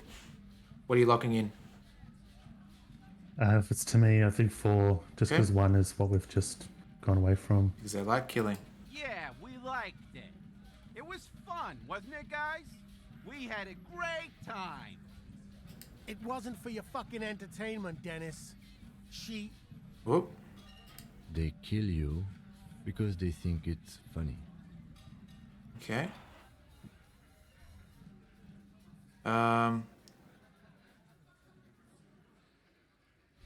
Oh, number 2 feels good. They just hang you, shoot you, light you on fire, and don't care. Light you on fire? I don't remember that bit.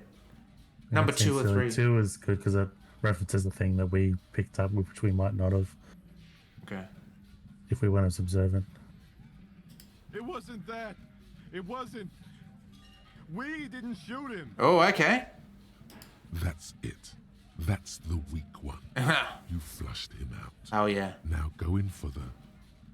Officer, you will be next if you don't shut up. Oh, come on, Theo. Just for his belt is going to put us over his knee and spank us. He knows what you're trying to do. Oh. Oh.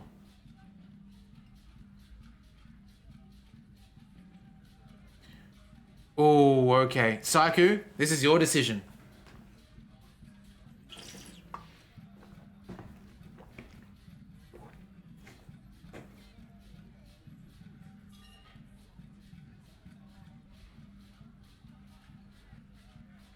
One, okay.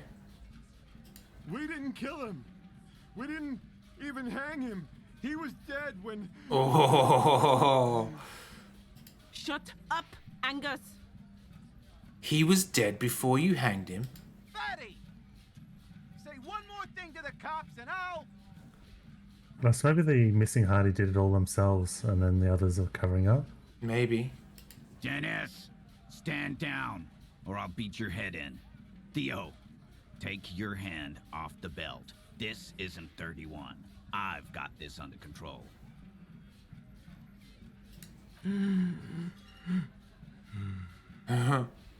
Angie, where's your goddamn inhaler? You sound like you're dying. I left it home. I can't get it. I'm too fucked. I'm sorry. Why are you so fucking fat, Angus? Jesus, Lizzie. Now it's all pointless. Because of you. You wasted my time. I told you, Titus. I told you just give her up. All of them just suddenly turning on each other, just giving the whole circus away. It's like Reservoir Dogs. Listen, or the your help is no longer. or the end of Bully. Go tell Everard. Fine. I'll tell him. After a long walk along the coast. Hell yeah. You're in. He's all yours. Yes. Okay. Smoking, we did it. What? Do you want to do that one? Select it. I don't think we should select it, but I just think it's funny, the idea of after all this, just us turning to Kim and go, we did it. Yeah, it's Kim, Steve, we did it. Yeah. All right. Let's see. Quee, which one do you want?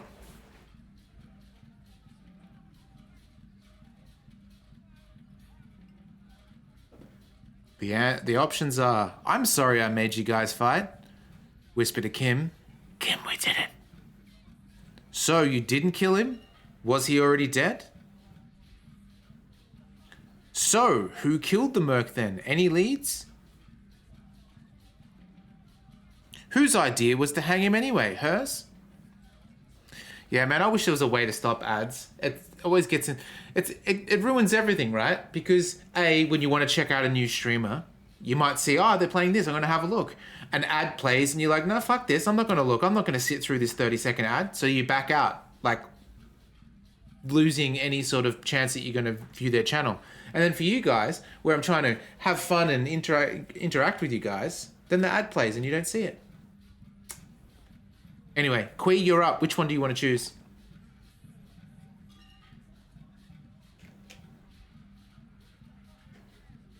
Three? Okay.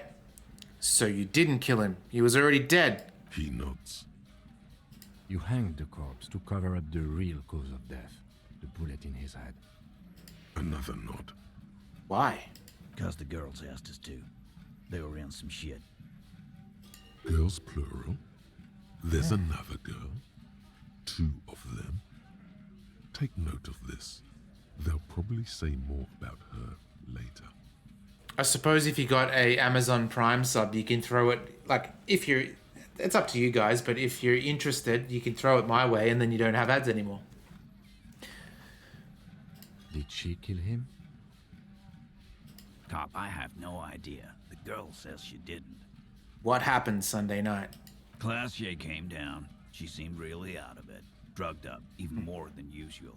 Makes sense. Bug-eyed and gurning, you know? Not in a fun way.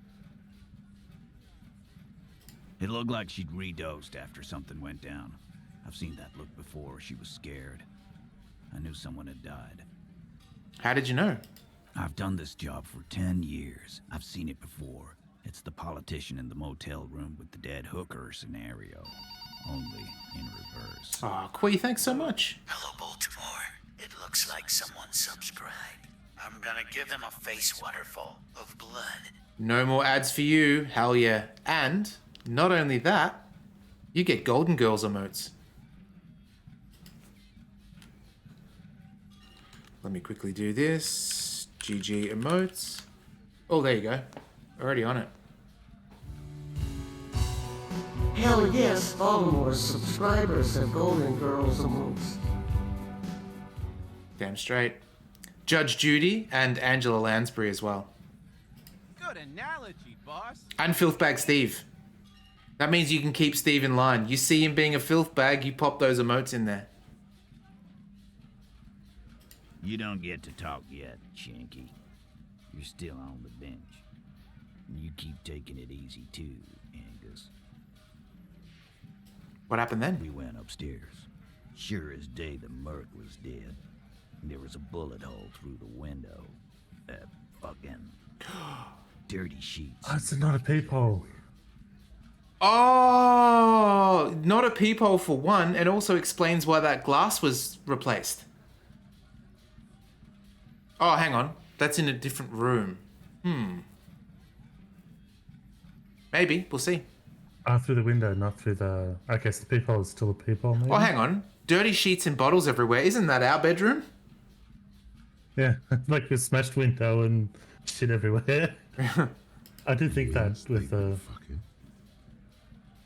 Tibbs patched the window. They pull a hole through the window means they've been fucking? Don't think we killed him, surely. Oh, wouldn't that be a twist? But, no, because he was... once again lives up to his name as the Filthbag Pirate. Sure does. He was already dead before we even arrived. Yeah, that's similar to when I thought our gun was possibly the murder weapon. Yeah. But it was almost going to be like, I shouldn't say it's a years old game by now, but remember the Consortium? No, I don't. What's that? There's that ship. You sort of go into the consciousness of... You take over the consciousness of someone else in a parallel... That's all you had to say. But, yeah, it's like Star Trek, but yeah. Yeah, except the ship positions have chess pieces. They're named after chess pieces rather than normal military ranks. Like the Queen is the captain and the rooks are the main officers and all the way down to the pawns of the crewmen. Yep. And maybe I shouldn't say one of the turns in that. It's one of the really cool... Just no one's going to play it. Oh, I wouldn't. Small game. I reckon it's worth recommending the game rather than spoiling the game because it was pretty damn cool. Okay. Yeah, I think it was done by a Canadian student thing, and they partly to get funding for a full game, but it's just got like a small game that has a few unique concepts, but they've got a twist very similar, I guess. Yeah. Who's Tibbs, the eighth Hardy? Nah, he's my brother. He's in the window replacement business. Oh, okay. If Class A didn't kill him, why the cover-up? You may have noticed our girl's in some shit of her own. I didn't notice anything. What kind of shit are we talking about? That can't show up on police radar kind. There are people after her. From the old world. Where she came from. These people, who are they? Is she a vampire? Connected to the War Lantern. She's clearly afraid for her life. Says if she showed up in your systems, she'd be ghosted away. And why would you help someone like that? By taking on a murder? Why would I? I guess we abide all sorts of runaways and losers here. It's a Martinez thing. Kim, we did it. The lieutenant gives a smile only you can see. Hell yeah, look at that. We're buddy cops. We're... yeah, perfect. I'm sorry I made you guys fight. Me too. Cool. So who killed the merc then? Any leads? Not yet. Just some ideas. She says the shot came from outside, behind the window somewhere. Thank you.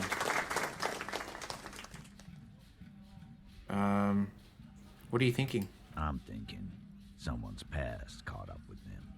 Either hers or his. Hers, you mean? I mean the people after Klausya. Maybe the shot missed. Oh, okay. Maybe it was meant for her.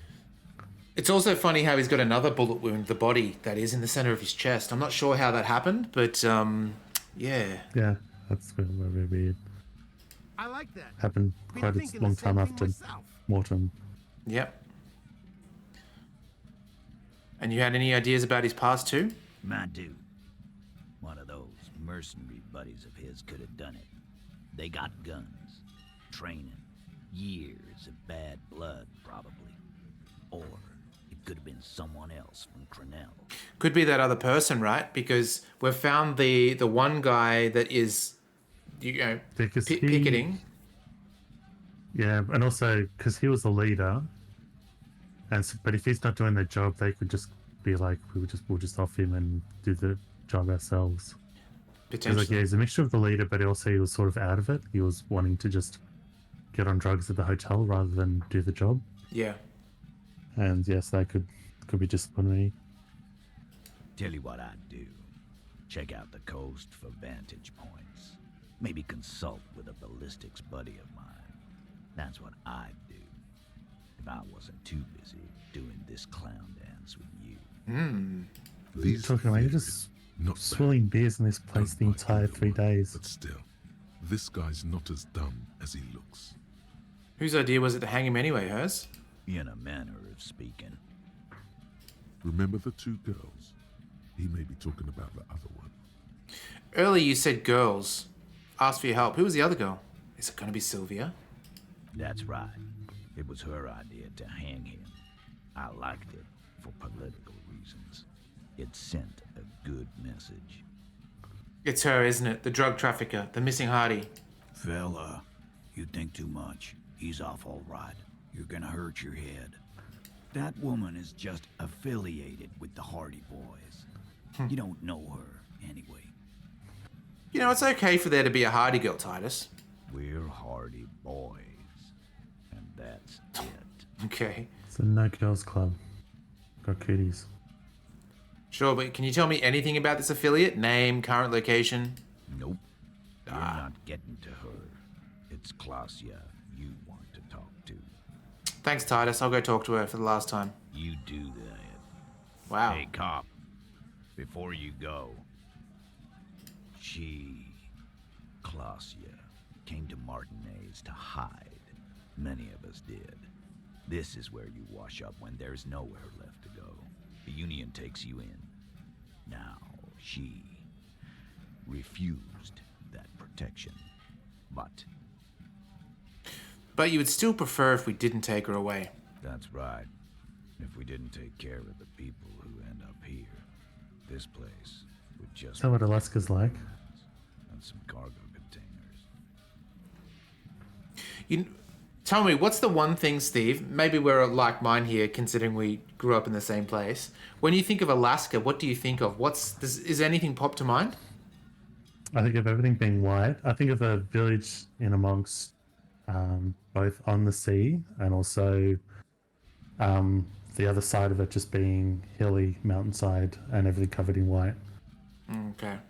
I imagine like northern exposure, basically. That's it. That's it. I was waiting for it. You said it exactly. Northern exposure. That's my one link to Alaska. I actually got invited to do a job in Alaska. Oh yeah, hitman job. Between real jobs, I was at a hostel and this guy, his dad owned a fishing company. He invited everyone to, if we went to Alaska, he would give us a job on the fishing trawlers. Okay. Didn't take him up though. I don't know. Do you regret it? Even though it sounds like a great opportunity, job opportunity. Like, step away from this programming stuff and going to work on a fishing trawler. What do you think? Let's just say you did change careers. Is there anything that you've thought of other than the Not fishing really. trawler? I was sort of half joking. Not really, because I sometimes tried to think, but I don't think I'm not really good at anything else. What about Bricky's labourer? You'd be able to cart bricks. Nah, because then you got to like alpha and bro out with a bunch of other people like that. All you'd have to do to fit in with that crowd. You wear a high-vis shirt, number one, eat meat pies and energy drinks every day. Oh, except for Fridays where you'd have KFC for lunch, and then you'd fit right in. That's all you need to do. It's like the, those guys that did the song. It was like the Australian version of the, but it's very rude. It's the, oh god, it's hard to explain. Yeah, he did a cover of that rhythm and blues song, but Australian lyrics, and it's very rude. But I watched a few of his videos, and one of them is like the difference between applying for a job and there's the person going for a corporate job where it's like, oh, this is my references. He's dressed, and it's the construction workers. Like he just walks up and he goes, "Are you a tough C word?" "Yeah, I'm a tough C word." "Are you fucking sure?" Yeah, you want to make something of it?" "Oh yeah, you look like a tough C word. Come on, we'll give you a high-vis vest and you can work out here." And it's like, that's the job interview process. I think you got the job, Steve. If you just speak like that, you'll be all set. I don't do that in real life. I can't double down on someone when they go, "You a tough C word?" It's like, I try. I can do my job. Excuse me, sir. Yes, I am. I am. All right, Klasia, let's go talk to you.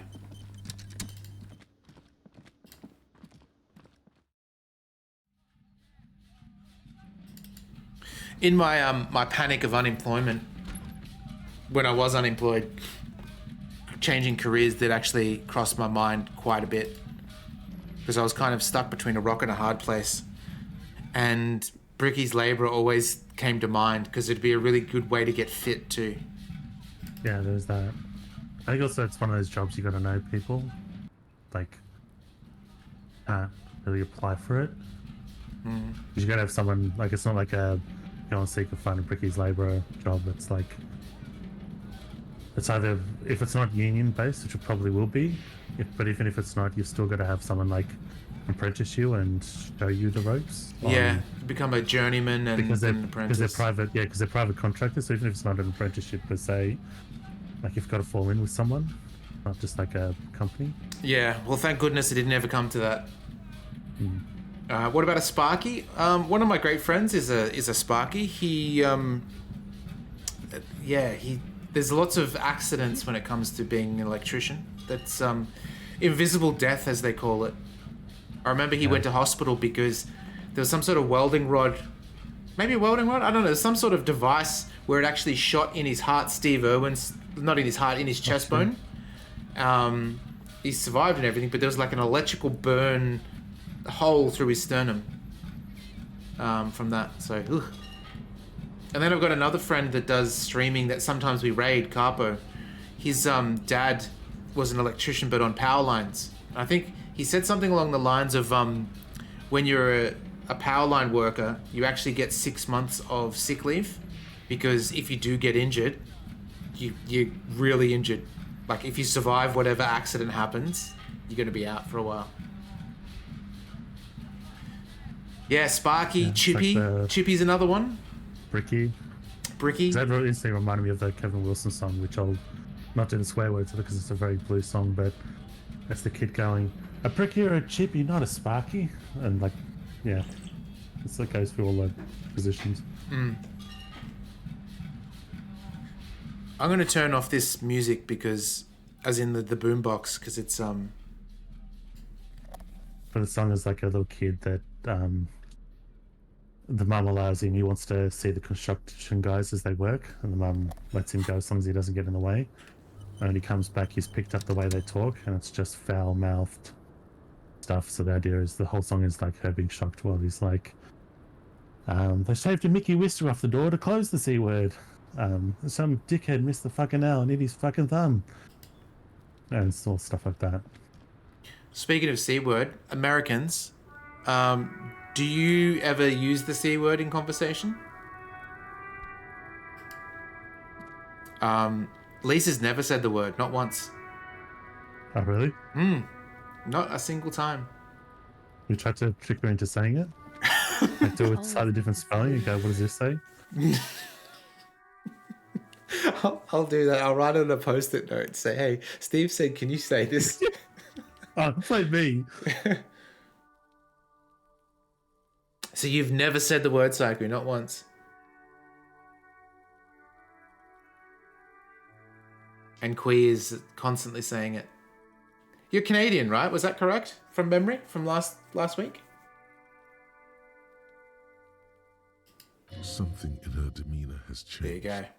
She's tired, consigned to her fate, to being here with you and what's to come. The Hardy Boys told us what really happened. I understand.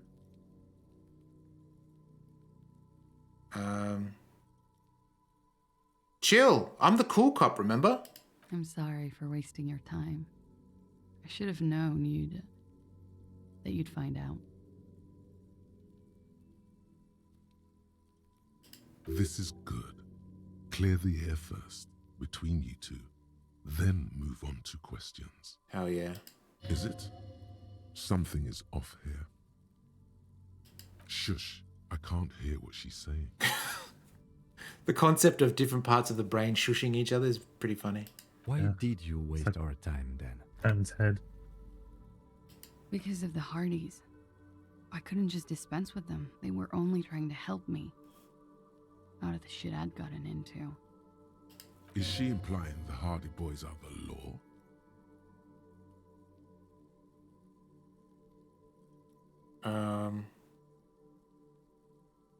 The Hardy Boys are not the law, we are. I know that. But the people around here, they don't see it that way. And if I am to stay here, I need to get along with them. Americans don't have trouble saying bloody, but I'm guessing Lisa won't. No, Lisa will say bloody. That's fine. She says anything as long as it's not the C word. There's just, I don't know. I remember something that weirded me out as a kid. Well, not really weirded me out. I thought it was... I know, it took me a bit to grasp the concept, because one of the kids at primary school had like strict parents, so he was telling us about how he couldn't swear. But he said, I can't say bloody unless depending on context is the only word he can say. So he can't say like, oh, that bloody hammer hit me on the thumb. But he could say, it was a bloody battle. Mm-hmm. And that... Oh, got a bloody knee. Distinction, yeah. That distinction was like what's like I couldn't see the difference. I guess because it's such a mild, I never thought of it as a swear word. That might have been the first thing that confused me, and then on top of that, exact same word, and you can't see one in one context and not the other. It's like I've always thought that was a weird concept. So one thing is as well, Lisa doesn't swear in front of her parents ever, and I guess neither did her brother, but we were all at a family table one time, and I think her mum was coming in from the kitchen to bring some food in, and her brother had said something to me and just dropped the F-bomb. And then when she came in, I went, oh, sorry, what was that? What were you saying? And he called my bluff and just straight out dropped the F-bomb in front of the mum. It was real awkward. No, bloody is barely... It might be different in another region, but in Australia, bloody is barely a swear word. Maybe it is in British. I don't think it was still as bad as the F word, but I think for kids in the 80s it was. Because it might have been the kids' parents were British, and that may have been where it came from. Yeah, bloody's nothing. Because we had advertising campaigns about if you drink and drive, you're a bloody idiot. Like that's the slogan. Of advertising. So that was always the swear word, the air quotes swear word that kids could sometimes get away with just because it's advertised. If everyone can see it, then you can sort of, grey area. We had an ad where they say bugger like 20 times. Yeah, that got taken off the air pretty quick, I think. It was the dog, right? The dog that was saying it? Yeah, the dog is the last one to say it. The whole thing, because I think it's an insurance company or something, or it's a car company that the utes are so strong, or which is a truck in American, I guess.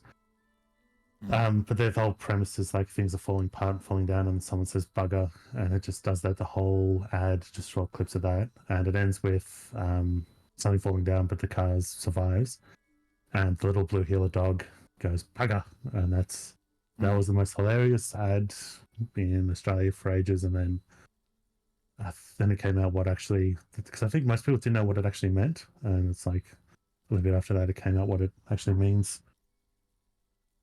What do you think these days, Steve, would be the best ad? It doesn't have to be funny, but what's a good ad on TV, would you say? I didn't watch free-to-air in like years. I hate almost every ad on YouTube. I don't know if I'm being desensitized if they are terrible. Oh, YouTube ads are the worst. When they're certain health insurance, I won't name them. So I want to even put their name out on any sort of thing that could be considered advertising. They've got Australian voices in it. I think most obnoxious. I don't know what it is because especially the Ladbrokes one, they're the worst. Like they're up a tier of the most annoying things because of the voice. Yeah, I don't know about advertising recently where they've just got Australians being like having the most obnoxious voices, and it's like this makes me not want. Even when I do try to get health insurance, I've already got. I'm not going to pick you pricks because of just how awful these shitty ads are. It's crazy. I don't know if any that I've seen that are good recently. In the US, there's two things that stick out like dog's balls, eh? There you go. There's a good saying. American jingles. Like a lot of the ads, from what I've heard, is just constant little songs for all the businesses, which I'm not against that. It's just you notice it because we don't really have that. We've got the roof seal and we've got Lubemobile as the jingles, but nothing much other than that for as far as that goes. Verdantree, I want to ask you, I'm going to name an ad. Tell me what you think. This is one of the ads that I appreciate, and you tell me if you like it or not. Do you remember the one where it's like in the outback and there's like an old house in the middle of nowhere and the farmers can hear rain on the roof and the dad goes, "Ma, the rains are here," or whatever, and it's actually the kids just eating corn upstairs and all the juices, the corn is so juicy that it splashes onto the tin roof and they think it's raining. That is a good ad. Yeah. They don't make them like they used to, that's for sure. Another ad stream. And a lot of them were terrible. We just remember the good ones. Yeah. There's always that top 5%. Okay, Steve, are we saying that that's not good enough, or are we saying, cool, I'm satisfied with that explanation?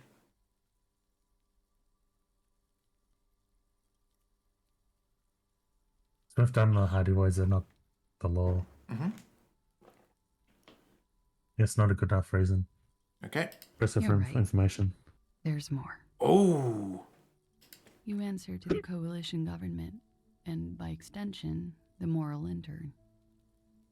Briefly glance it over her shoulder to the sea, as she's done time and time again. A grand expanse of water reaches over the bay and to the horizon, golden grey in the noonlight. What lies beyond it? The Pale, the Muindi Isola, the Occident, and then Aranye, the old world.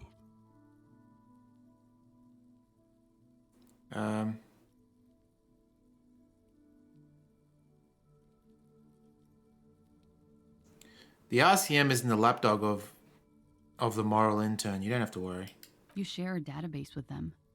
You send people to their courts. What's going on? What did you do? Just business. But bad business for some people in the moral intern. If I show up in your records, officer, they will find me. They will... What happens if they do? They will kill me, sir. If you file my name, take me in for questioning, enter me into the moral intern mill, well, then I'm fucked. For nothing. This murder didn't have anything to do with me. Actually, this murder did have a little to do with her. It also seems like she's checking up with the guy because as a military guy, she thought he'd protect her. She wasn't getting protection from the unions. Yeah. So I think that might be part of the affair.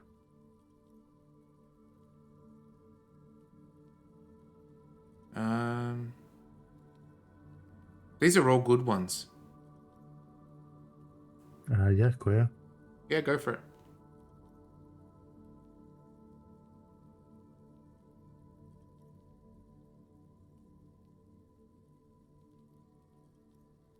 I posted a link to the YouTube that build the song, the one I mentioned, Kevin Bloody Wilson's song on a link to his YouTube, song on YouTube.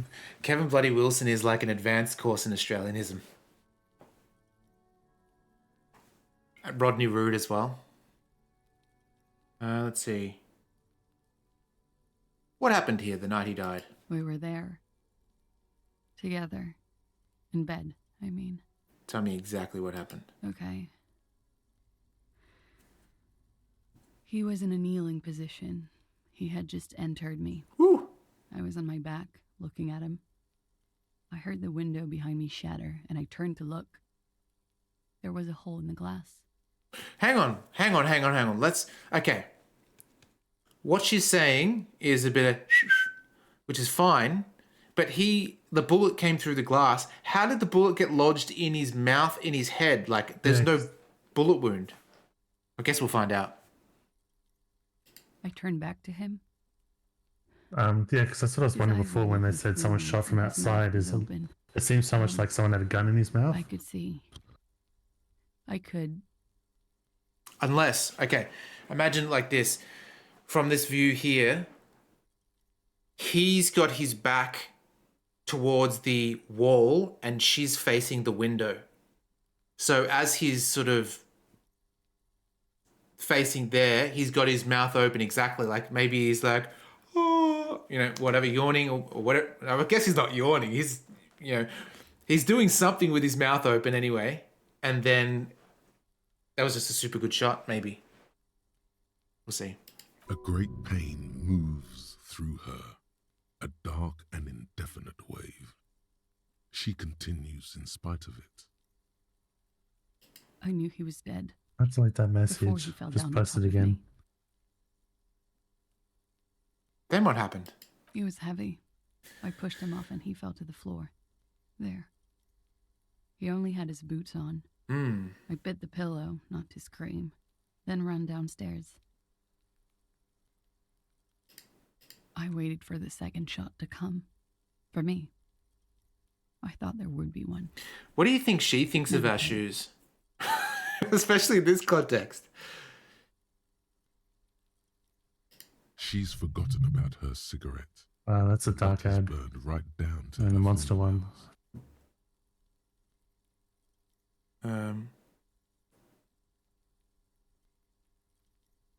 That's a motherfucker. Yeah, it was a real motherfucker. Ow. She throws it away and immediately proceeds to light another one. Gross. What time was this? When did it happen? It would help us if you could be as precise as possible. 11:30 to 12:15. I don't know the exact time. Around midnight. It's okay. Were you inebriated? Oh, yeah. The Canadian one is really weird. Not as much as usual. He'd done a line, plus other things. I was drinking. Wait. Titus said she was gurning her jaw off much more than usual. Titus said you look pretty high. Oh, yeah. I did one of his lines, just to clear my head.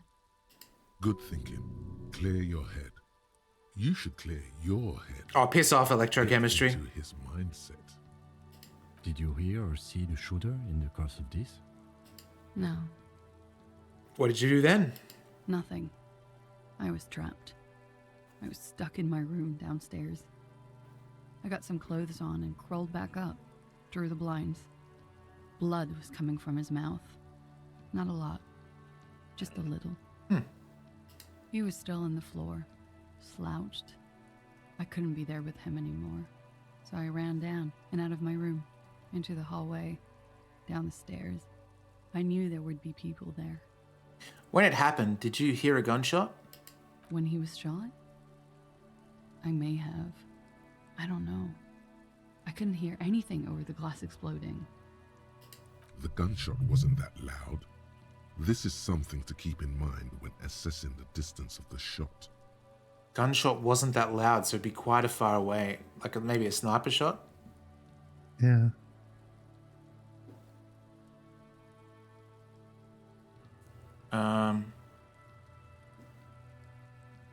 What happened after you? Oh, she didn't kill Lely because the glass was shattered. Why did you call the cops if you're hiding? Because I'm an idiot. Okay. Which is an indicator of truth. Idiot. She's nothing of the sort. So you'd have us believe, but you're not. You have to understand, the people around here, no one was making the call, and he kept rotting. And then they picked his clothes off, and that little fucker threw stones at him. As a police officer, I give you permission to kill Kuno. He kept throwing stones at him for 3 days. I could hear the thud, thud. So I called you. I hope with all my heart it's not the last thing I do in Ravishol. She definitely called the cops. That was task complete. It could not have been a lie. That is impossible. Okay. What did you do to have these people after you? It's not nice, but it's not illegal. Not here in Ravishol, or even in Oranje. What exactly did you do? Industrial espionage. I joined a business collective with the intention of betraying them. No worries. I did my job well enough to be asked to do it again. With a bigger company. The kind you really, really don't fuck with. I took their ledgers, 2 decades worth of accounting. I need the names of the companies involved and who hired you. The job was Lou's County Savings Bank. They sound small, but they're part of the Lou Scott conglomerate. That was the second job. The first was some printer company. You wouldn't know them. As to who hired me for the job, I don't know. But they're after me too, along with Lou Scott and their friends in the MI. Once you're done in the competitive intelligence circuit, you don't have allies. You're radioactive.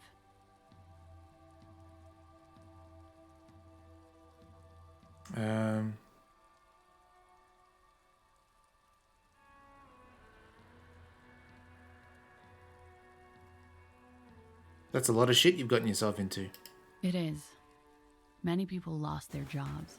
Not just C-suite. Ordinary people. What I did to get to accounting...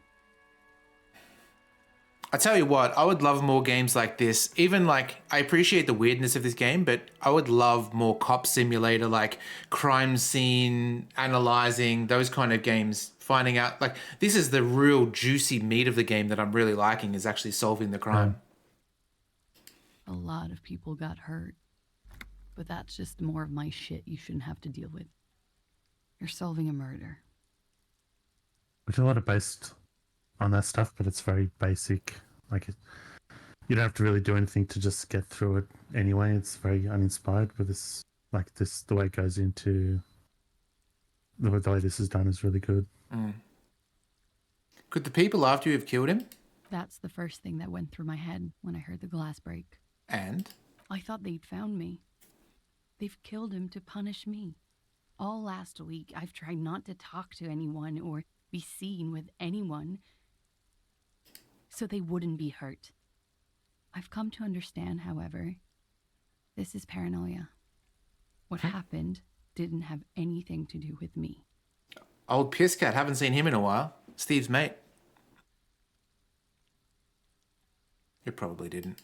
All I'm saying is it's not as bad as you guys made it out. All I do is wait here. We can't go after Loose Cap. Not yet. There are other, saner leads. I don't ask you to, Lieutenant. If there's one thing I know, it's that you'll get nothing from there. Pisscat.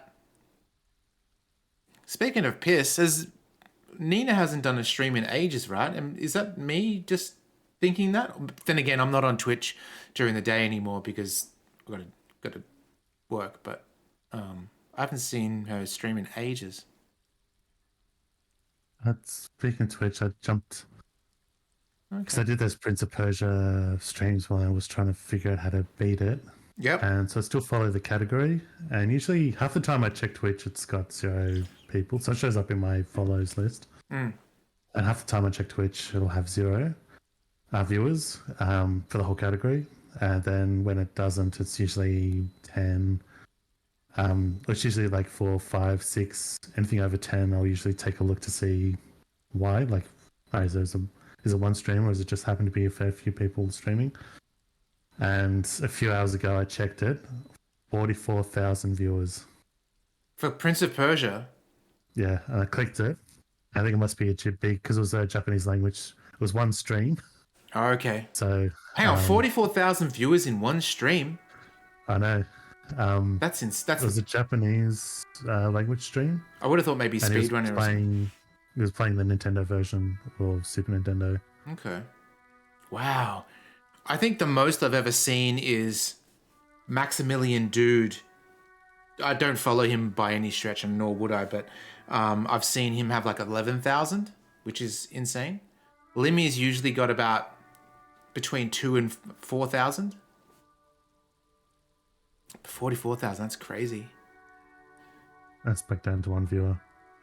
What happened after you run downstairs? Sylvie was tending the bar. A lot of people were there. The Hardys were at the table in front of the stage. Maybe I read it wrong. I mean, it think could the be union box was 4.4 maybe. I don't even know who Anthony Actually, I'm assuming Fontano it's is. that. Ruby was there too. They were having such a good Ruby? time. We don't know Ruby yet. I sat down and they all welcomed me. I didn't even have to say anything. Ruby knew something was wrong. Ruby? Yeah. Before we continue, who is Ruby? Ruby. You know, the leader. Oh? The leader? Of what? The Hardy Boys. Oh, I thought the Hardy was the leader. I thought Hardy was the leader of the Hardy Boys. Well, nominally, yes. Ruby's the one they go to when things happen, like things they need taken care of. She's the organizer. This Ruby, in her phrasing, is entrusted with great power. She trusts her. So do the others. Okay. Would you say she is the 8th Hardy Boy? Mm-hmm. Why not? Yes. Okay, let's go on. What then? Well, Ruby said let's talk upstairs. I showed her the room. I've known these people since December. They know my situation, but I can't leave a paper trail. Ruby was the first one I told. She said she'd take care of this. It's what she does, you know, take care of things. I helped her get the body to the bathroom. We used a belt to pull him up under the shower, to keep him upright. To mislead you, they were tampering with the body. Perception, hell yeah. To produce lividity, matching a hanging? Yes. That's some in-depth shit. You know, speaking of like, because how I want more crime scene games, I used to get like, there's this market that Steve and I used to go to years ago called the Caribbean Gardens. It's basically where you get bootleg shit, like anything you can think of that's bootleg, you'll get it. But they used to also literally Pirates of the Caribbean. Exactly. And they would have like pirated games on CD-ROM. This is like probably 2003, 2004, times like that. And I used to always get these CSI games, which were kind of like, how would you even describe them? Almost like Seventh Guest, like it's like first person, but you're clicking into different rooms. Kind of like an FMV game, kind of. They were really bad, but also really good. Like, bad in a good way. I was thinking something. I don't have a game to play. I don't know if it's counts as. I think it counts as point and click. So it's not usually what you think of in that category, but Spycraft. Spycraft is good. Yeah, I remember. Do you reckon it would count for one of these streams for midweek point and click? I think so. Yeah. As much as Simulacra does. Yeah. Oh, is that the one with the phone? Mm-hmm. I started playing a game on my phone similar to Simulacra. It's a bit more advanced because you're not just on the phone. You can switch out and it's like you're a third party. It's like you're a contractor for the police. So you go to an SMS thing with the various detectives, like a forensics person and a detective and stuff, and then the people on the ground. And it's, if you've got Netflix, it's free. Oh, I think I grabbed that to travel with. Does it have like the icon is like either a fingerprint or a chalk outline or something? Yeah. Yeah. Okay, is it any good? I've liked it so far. I've only played the first chapter. I'm really liking it though. Okay, cool. I'm going to play it too and we can discuss. That's great. Because, it was one of those things like you just load up your iPad with like games to play on the plane, but you never play any. I had it installed on the phone for ages before I finally got around to clicking it. Yeah. About 20, yes. Ruby explained it would make the blood. You know what he does. Coagulate? But Minecraft is pretty good too. This is like a FMV point and click with puzzle elements. Ruby went outside to talk to Titus and the boys. I was just looking at Lely in the bathroom. I had to put his clothes back on. His armor too. It was tough, but I've seen him take it off and put it on many times. It took Ruby maybe half an hour to come back with Titus. I'd gotten him ready by then. They carried him out. I knew what they were going to do. Make it look like a hanging. Ruby said they would. I kind of wonder if we didn't solve the bullet scenario, like determine that he'd been shot, how would this have played out? Kind of weird. Yeah, I guess one of them might have dropped it. Like, as we unraveled this, someone might have gone, oh, this person was shot first. We just wouldn't have known it. This would have been the reveal as opposed to us knowing something was weird off with their story. What did you do while they were hanging him? Ruby said to wait here. She also said I wouldn't see her for a while, that we should lay low or something. So I did.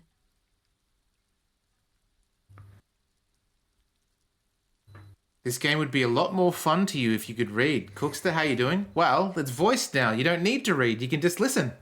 It's the beauty of it. Doesn't see our options though. Oh, yeah. Well, that's why I read out the options. So whatever we choose, I usually say out loud. So you could have the audiobook experience. This Ruby, where is she now? I don't know. I haven't seen her since. We will need to take this question to the Hardy Boys. Oh, okay. Interesting. Why did this Ruby go through so much trouble to hide something someone else did? Look into this later. Will do, will do. When was the window changed? Last week. Angus and Titus's brother, I think he's called Tibbs, took care of it. You should have another look at that window after this. Okay. Reconstruct the scene. Hell yeah. It's right there. In her bedroom, inside? Yes. You see the glass sparkling out of the corner of your eye. Sometime around the early 19th century, I think. Do we remember what year the war in 1812 is? The war in 1812? I guess it depends on which country you're in.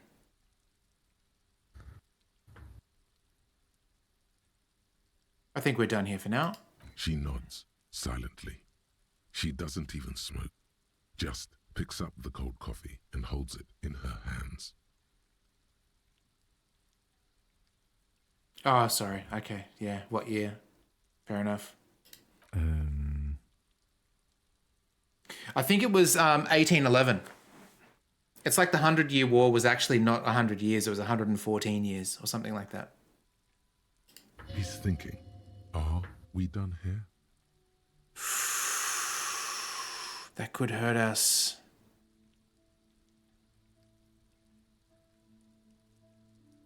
What do you think? Do you think we go for it? I think we should go for it. 28%. Hopefully it doesn't hurt us. You want to check clothes? Can't, because we're in this conversation. Oh, unless we can come back. Yeah, maybe we can do that. What do we need? Drama. Okay, let's try it. Put our drama clothes on.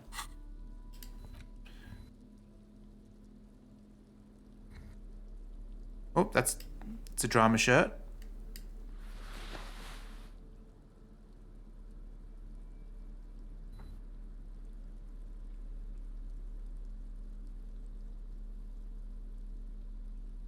Oh, do we get to wear this ditty again? Okay, that's as high as drama as we're going to get. Officer, what brings Oh, you up here in the 58%. rain? All right, here we go. Yes! What? Dear God, you've been lied to. She could have killed her lover and lied to everyone. She's not candid at all. She's smoke and mirrors and will-o-wisps. She probably didn't give you her real name either. Why would she? Arrest her immediately before she further entangles you in her web of lies. Ooh, okay.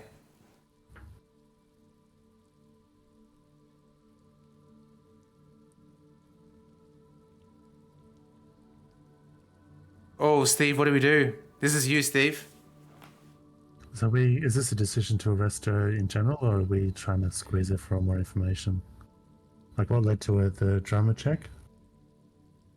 We can go up. Let's have a look. I don't know, actually. I don't remember.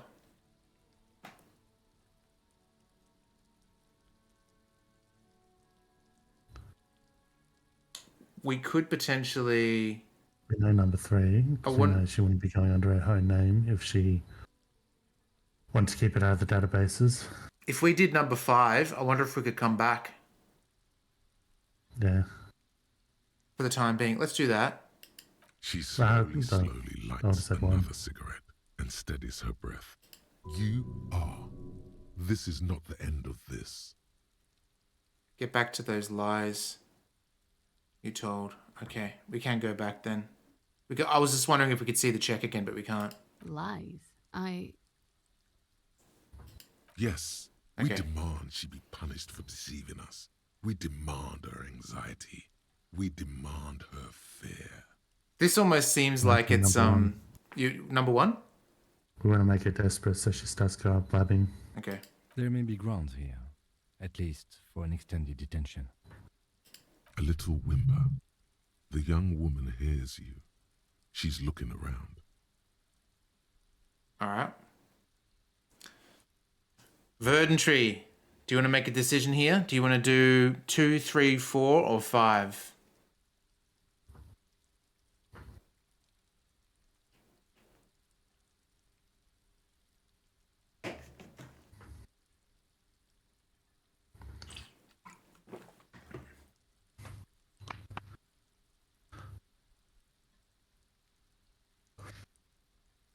Three? I agree. You wouldn't give us your real name, not when people are after you. Okay. Okay, it's not. Good, you can tell me the truth. You log your work every week. It's all transmitted to Common, sir. I couldn't just beg you not to enter my name. So I lied. Like I lied before. Like I did at LCSB. I have to lie all the time. I'm so tired of it.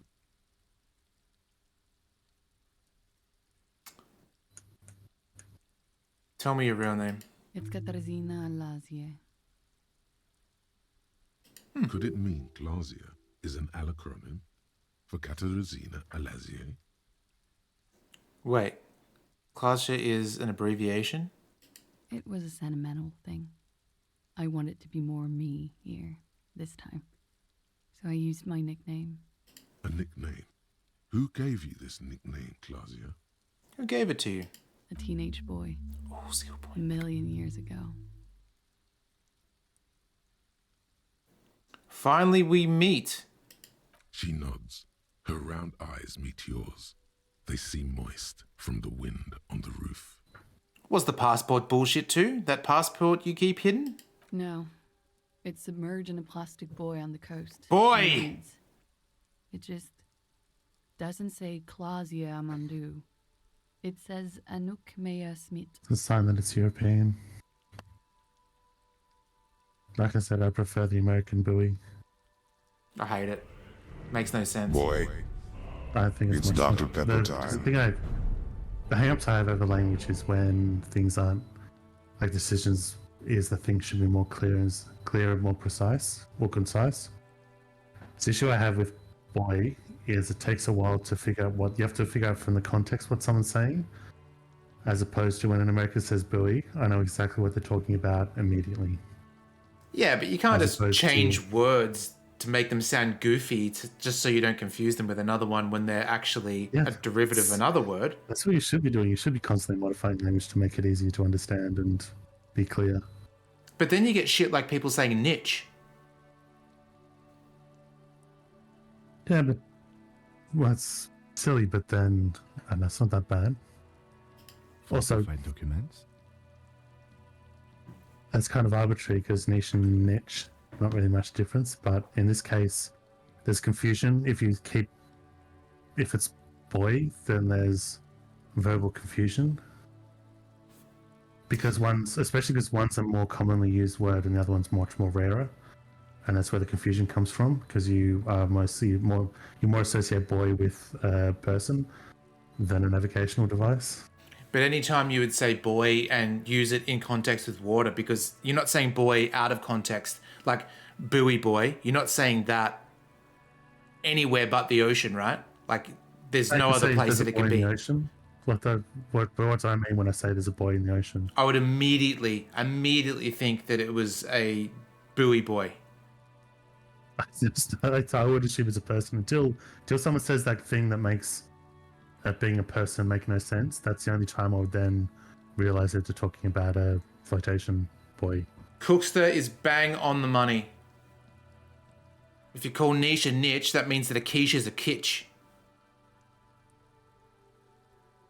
Those ones are like arbitrary. Well, it's not, because it's a French word and people are just call. It's like it's an actual French word, right? Like, there's a reason, like, to change the word just for your own sake, for no other reason, just because it's, I don't know why. Why would people say why would people say niche? Like, where did it come from? That's people not understanding the word, which happens all the time anyway. But those ones don't matter. But that's when there's an actual miscommunication possibility. That's when it's like, no, it should be this way, not that way, for me. Where did it come from, Cotton Eye Joe? Exactly. Passport and visa. Given to me by my employer. I can't even use them. My employer probably leaked the name, Maya Smith, to hurt me. I think with the Caribbean, at least in Australia, we say Caribbean. I've never heard an Australian say Caribbean, but maybe the correct answer would be to listen to how people from the Caribbean say it and then go from there. I guess I've never met someone from the Caribbean, so I'm not too sure. It's like the Mario thing as well is kind of infuriating, because if your name is Mario and then you've got people saying Mario, it's your name. It's not like a word, right? It's, I don't know. There's a guy at my work that I sort of wonder. So I try my best to say his name properly, but it's hard because other people haven't converged on what his name should be. So it's spelt Philip with an E on the end. Like Philippe or Philip, yeah. That's what everyone assumes it's pronounced, and he's Brazilian. Mm-hmm. It's actually supposed to be Felipe.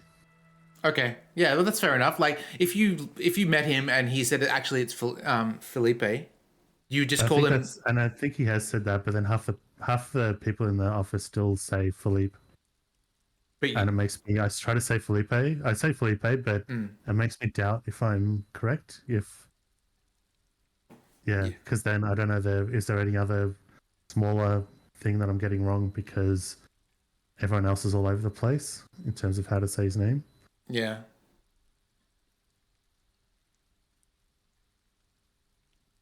Someone called your name Andrew and your name isn't even Andrew. I used to get Malcolm a lot for some reason. My name's not Malcolm either, but that was the one that people say, "What's your name?" And I'd say it, and then they go, "Malcolm." Like, I don't know why. That's strange. Yeah, I get Simon sometimes. Simon? I've had a coworker that I never corrected. They would always call me Simon. Do you say your name Stephen or Steve, though, when you... Steve. Steve, okay. There's an extra syllable. Oh, there's also... At my current work, another Steve joined. Oh, no. And the way they've differentiated it, usually it's like, it's really awkward because it's arbitrary until they figure out some way to say, in this case... I never knew this would even be possible, but they've converged on our difference is Steve and Stephen. So when they say Stephen, I know it's not me. When they say Steve, he knows it's not him. Imagine if Stephen, the other guy, is like everyone calls him Steve. He's like, you know what? I started this new fucking job, and everyone calls me Stephen. And that I can't have Steve because someone already had it. Exactly. Oh man.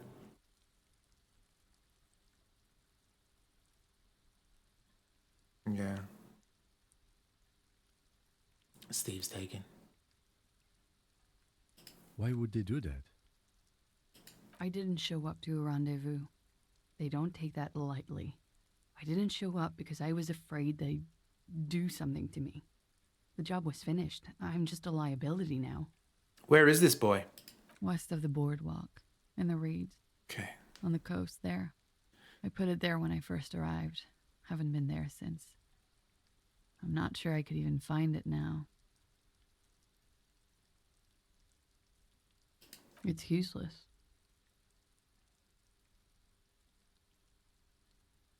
Accept the task.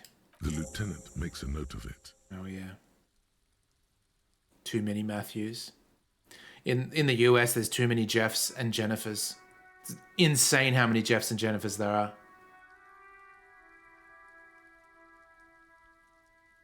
What would you say the most common name here is, Steve? Like Matt's pretty common. Michael and Matthew, I think, are very common. As for girls' names, maybe Jessica is pretty common, I would say. Maybe. I wouldn't have thought. I think Jessica's only once in a blue moon one. For me, it's how many people do I know with this name, and Jessica is the highest on my list of people I know. But Emma and Emily are pretty common. Emily, yeah, sure. Don't know any Emmas other than our cousin. Yeah, you're right about the generation. Like, growing up, there were lots of Tracys and Julies. Like, that was, I don't know, I guess 60-year-olds now, this day and age, Julie and Tracy are like, it's, yeah. I guess Aiden was a huge thing as well. Everyone was some variant of Aiden for a long time, which was annoying. And then some die off altogether. Like, how many people... I think I remember this being a joke elsewhere, but our grandfather actually had this name, Albert. How many people are named Albert nowadays? Yeah.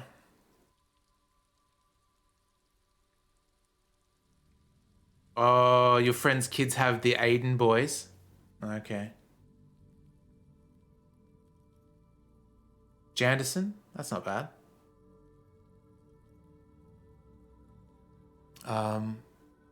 Jordan was a huge one as well. Everyone was named Jordan, I guess because of Michael Jordan. So that's a thing.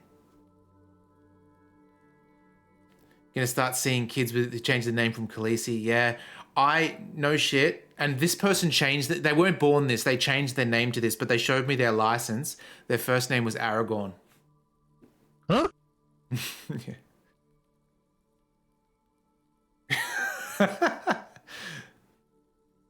Which would be better, having the name Aragorn or Smeagol?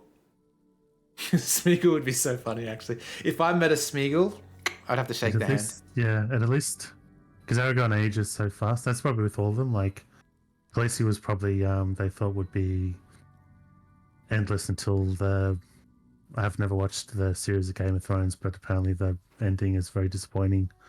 I didn't mind it, but some people. Suddenly, the naming things after Game of Thrones was over. In a collective societal way. It's probably not as bad as people make it out, but there's like a societal shift away from it. And it's like, if you name someone Khaleesi or something like that, it just aged so quickly. Because I think Smeagol wouldn't age as much because it's unique, funny. Yeah. Also, I think when you name a kid, you should never name something that's ongoing. Like, if it's an old work of art or something, sure. But if you got a series, let's just say it was Breaking Bad, and you named your son Eisenhower or whatever, Heisenberg, sorry. Who knows how the show's going to end down the track? They could end up being like a pedo or something like that, and then that kid is, At least that's a scientist's name. Like, oh, that was just an example, though. It could be any character. Yeah. Like, I think that would be okay because it'd be further down the line that the person would say, "Yeah, I'm actually named after Breaking Bad, not after the scientist." Or what if you named your kid Rolf after Rolf Harris, and then you figure, Yeah. like all this stuff comes out. That's awkward. Yeah. Be more like Poe or like from because of Star Wars or something, and then like 10 years later you don't really think of that series of movies.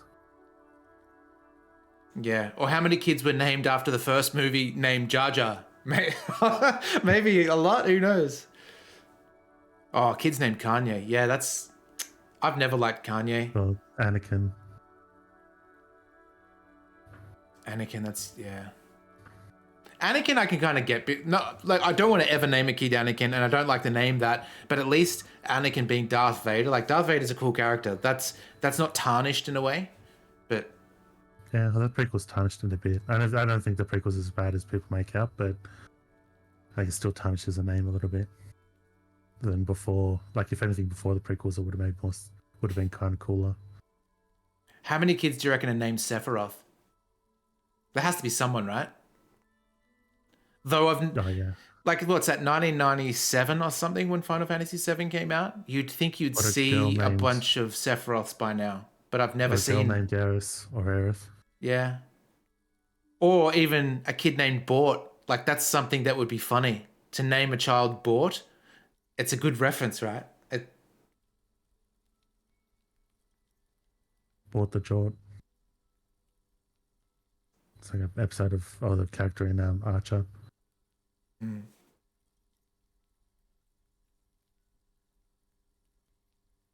Making a name so outlandish that no one would make a joke. You I just once said did, the joke straight there. Yeah, I once did numeracy tutoring, so it's basically not math enough to be math, to be called math, so it's numeracy. But we went on a camping like a holiday trip. It's like team building, and I remember on the bus ride there though, because one of the girls was pregnant, and her and the father were going over, because they're both students, were going over names. And they had a disagreement, but they're sort of like the favorite one that each of them had. One started with B, the other one started with J, but the other one didn't like. It was one of their least favorite, but it was the favorite of one of them. And they go, "We thought of compromising and calling it BJ."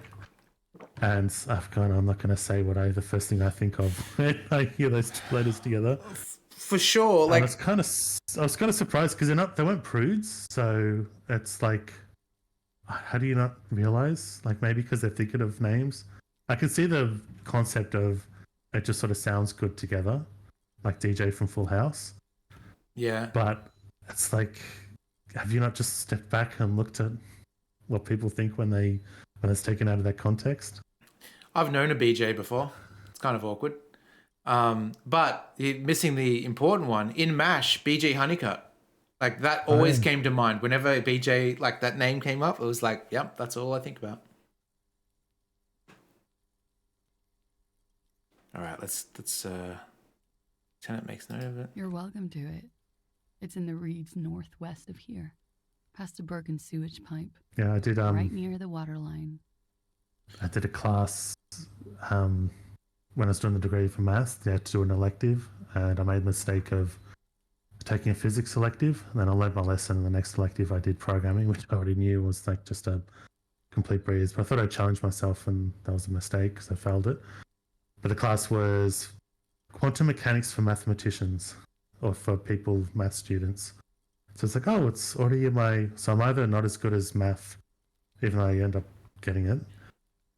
I'm either not as good as math anyway, or it wasn't for maths people enough. So I just remember it being completely. Initially, it was hard but okay, with like the two slit and all that sort of stuff, mostly relativity and that kind of stuff. And then it just turned into nonsense. It was like it turned into a French class, except he's not teaching us French, just speaking French. Okay. You're probably not even from North Killtown, are you? I am. They can never take my sash and my scepter from me. Yes, they can, for lying. She nods, her back straight, ready for whatever is next. Ready for the damage. Physics without calculus. So it's like just explaining the high-level concepts without any formulas? You know, I think you didn't make that call to the station. I did. What is this? I called your desk or whatever it is. The numbers are all over town. Call 8-100-2 for emergencies. There was an older woman on the other end. It sounded like she was smoking. She took my complaint. She coughed. That is the emergency's desk number. Anyone could know that, sire, by looking around and calling the desk. I don't believe a single word she says. What time did you make the call? Thursday night. It was late, sometime after 12. I was calling her out on her bullshit. Multiple times. I'm going to say nothing. I think she did do the call. She stands before you, holding her back very straight. Okay. She slowly lights another cigarette and steadies It's her like, breath. yeah, physics without calculus to me. Presence of some tiger. Because I guess you couldn't go into like what is energy and stuff because that's all formulaic. So love did do him in after all. I'm picturing them just saying concepts, high level concepts, but instead of being able to prove it, they just go, but trust us. I have no fucking idea what you guys are talking about, by the way. This is all... No, like someone's explaining like about gravity, like things fall at the same speed, but blah, blah, blah. But not showing you any formula of acceleration. Like that kind of stuff. If it weren't for her, he would not have been there. The shot would not have connected with his soft palate. Okay. Should we do this classic line? Looks like love did him in after all. Let's do it. She's silent, holding on to her coffee mug. No, she didn't want that. No vapor rises from it. It's cold. Remember this silence. The lady is dangerous. People suffer around her. Finish the thought. All right. Now, what we're going to do is we're going to put one more in here. We're at level 4 now. Then we're going to put, because Tongs reminded us, this jacket has hand-eye coordination. What was the other thing we changed? We don't want this dirty shirt anymore. I think this business shirt was the logic. Yep. What's these gloves? The +1 in interfacing. Yeah, with the damage students, I went a bit into that, but that was kind of a mistake. I had to back out when I saw. I got mentioned. I don't know if it's this moment, but like one of the students was actually really good at maths. She was just dropped out of school because she's a little bit boy crazy, but she was actually good at maths. And when I went. And they said that I'd had a degree in maths. She said, I thought that someone's weird because he was the only one that ever challenged me at maths. But I remember a concept like that, going into, I guess, calculus and units of measurement and how to do that stuff. And I just remember turning around and seeing her face and she was looking at me confused. I was like, shit, if I've lost her, then I've lost the entire room. Severalfold. All right, where is it? Oh, it's in here. We're going to do the And I had to bullet. back away and on the fly try to move into something else. We're going to do the bullet and then we're going to call it because it is getting late. Hopefully, we can solve it this time. It's still safely sealed away. 83. We got to do it now, surely. Yeah. Milo is good straight out of the tin. Did I ever tell you that time, though, Michael, where I had a spoonful of Milo and I was watching Bugs Bunny cartoons and I laughed and I sneezed because of the powder in my sinuses and shot Milo out my nose and it gave me a blood nose instantly. It was fucking horrible. Thanks. All right, here we go. Come on. Yes! Revolutionary period. Your bullet looks to be an old 4.46 millimeter from the surplus left over from the turn of the century. Probably an antique or a retrofitted antique. Hang on, it wasn't that gun that we found in the wall, was it, that we sold to the pawn shop? Hope not. Make? The 4.46 caliber was widely used with the Belmargrave rifle, a Revacholian manufacturer. The BM dominated the battlefields of the Insulindian theatre of the anti-centennial revolution 50 years ago. Is anyone still making these rifles? No, but Zeliger, a major firearm manufacturer, ended up with a surplus after the war. So there are still a lot of these old military rifles floating around, usually broken. The quality was appalling. Who uses Belmargrave rifles these days? Antiques enthusiasts, guerrilla fighters in distant countries, a few lucky jamrock bangers. You're looking for a well-preserved antique, most likely. I have a feeling this is the gun we sold. What are you thinking? Bullet? I think I know where this came from. Okay. And? Probably came from a Belmargrave rifle. An antique. That makes sense. There can't be many breech-loading rifles floating around in Martinez or anywhere in Ravachol, really. That's probably a good thing. I have to hand it to the monarchs. It's quite admirable that they took the advice of criminologists last century and banned the use of breech loaders in peacetime. Some new RCM recruits get impatient with their muzzle loaders once they've trained with military-grade weapons, but they realize it's worth it in the end. Makes you consider every shot. I like it.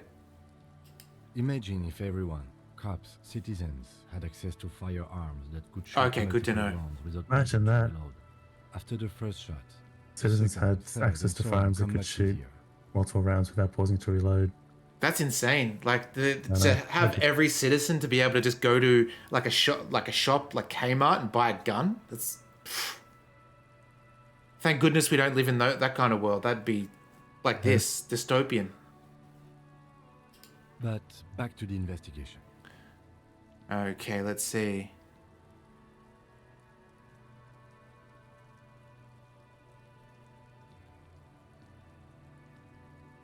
Yes, something is mysterious. Mysterious? Okay. Either way, we'll know when we find the gun. Okay. Oh yeah, we did it. Alright, let's save it. That was good, we got a lot done. Man, we did some crime scening tonight. Hell yeah. I know. That's where we're the super cop after all. Ends up where now realize we're further away to finding out who the murderer is than we thought. As rages we thought it was the Hardy Boys.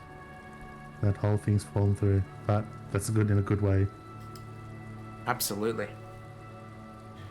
Cool. Well, it was a fantastic stream. Thanks for hanging out.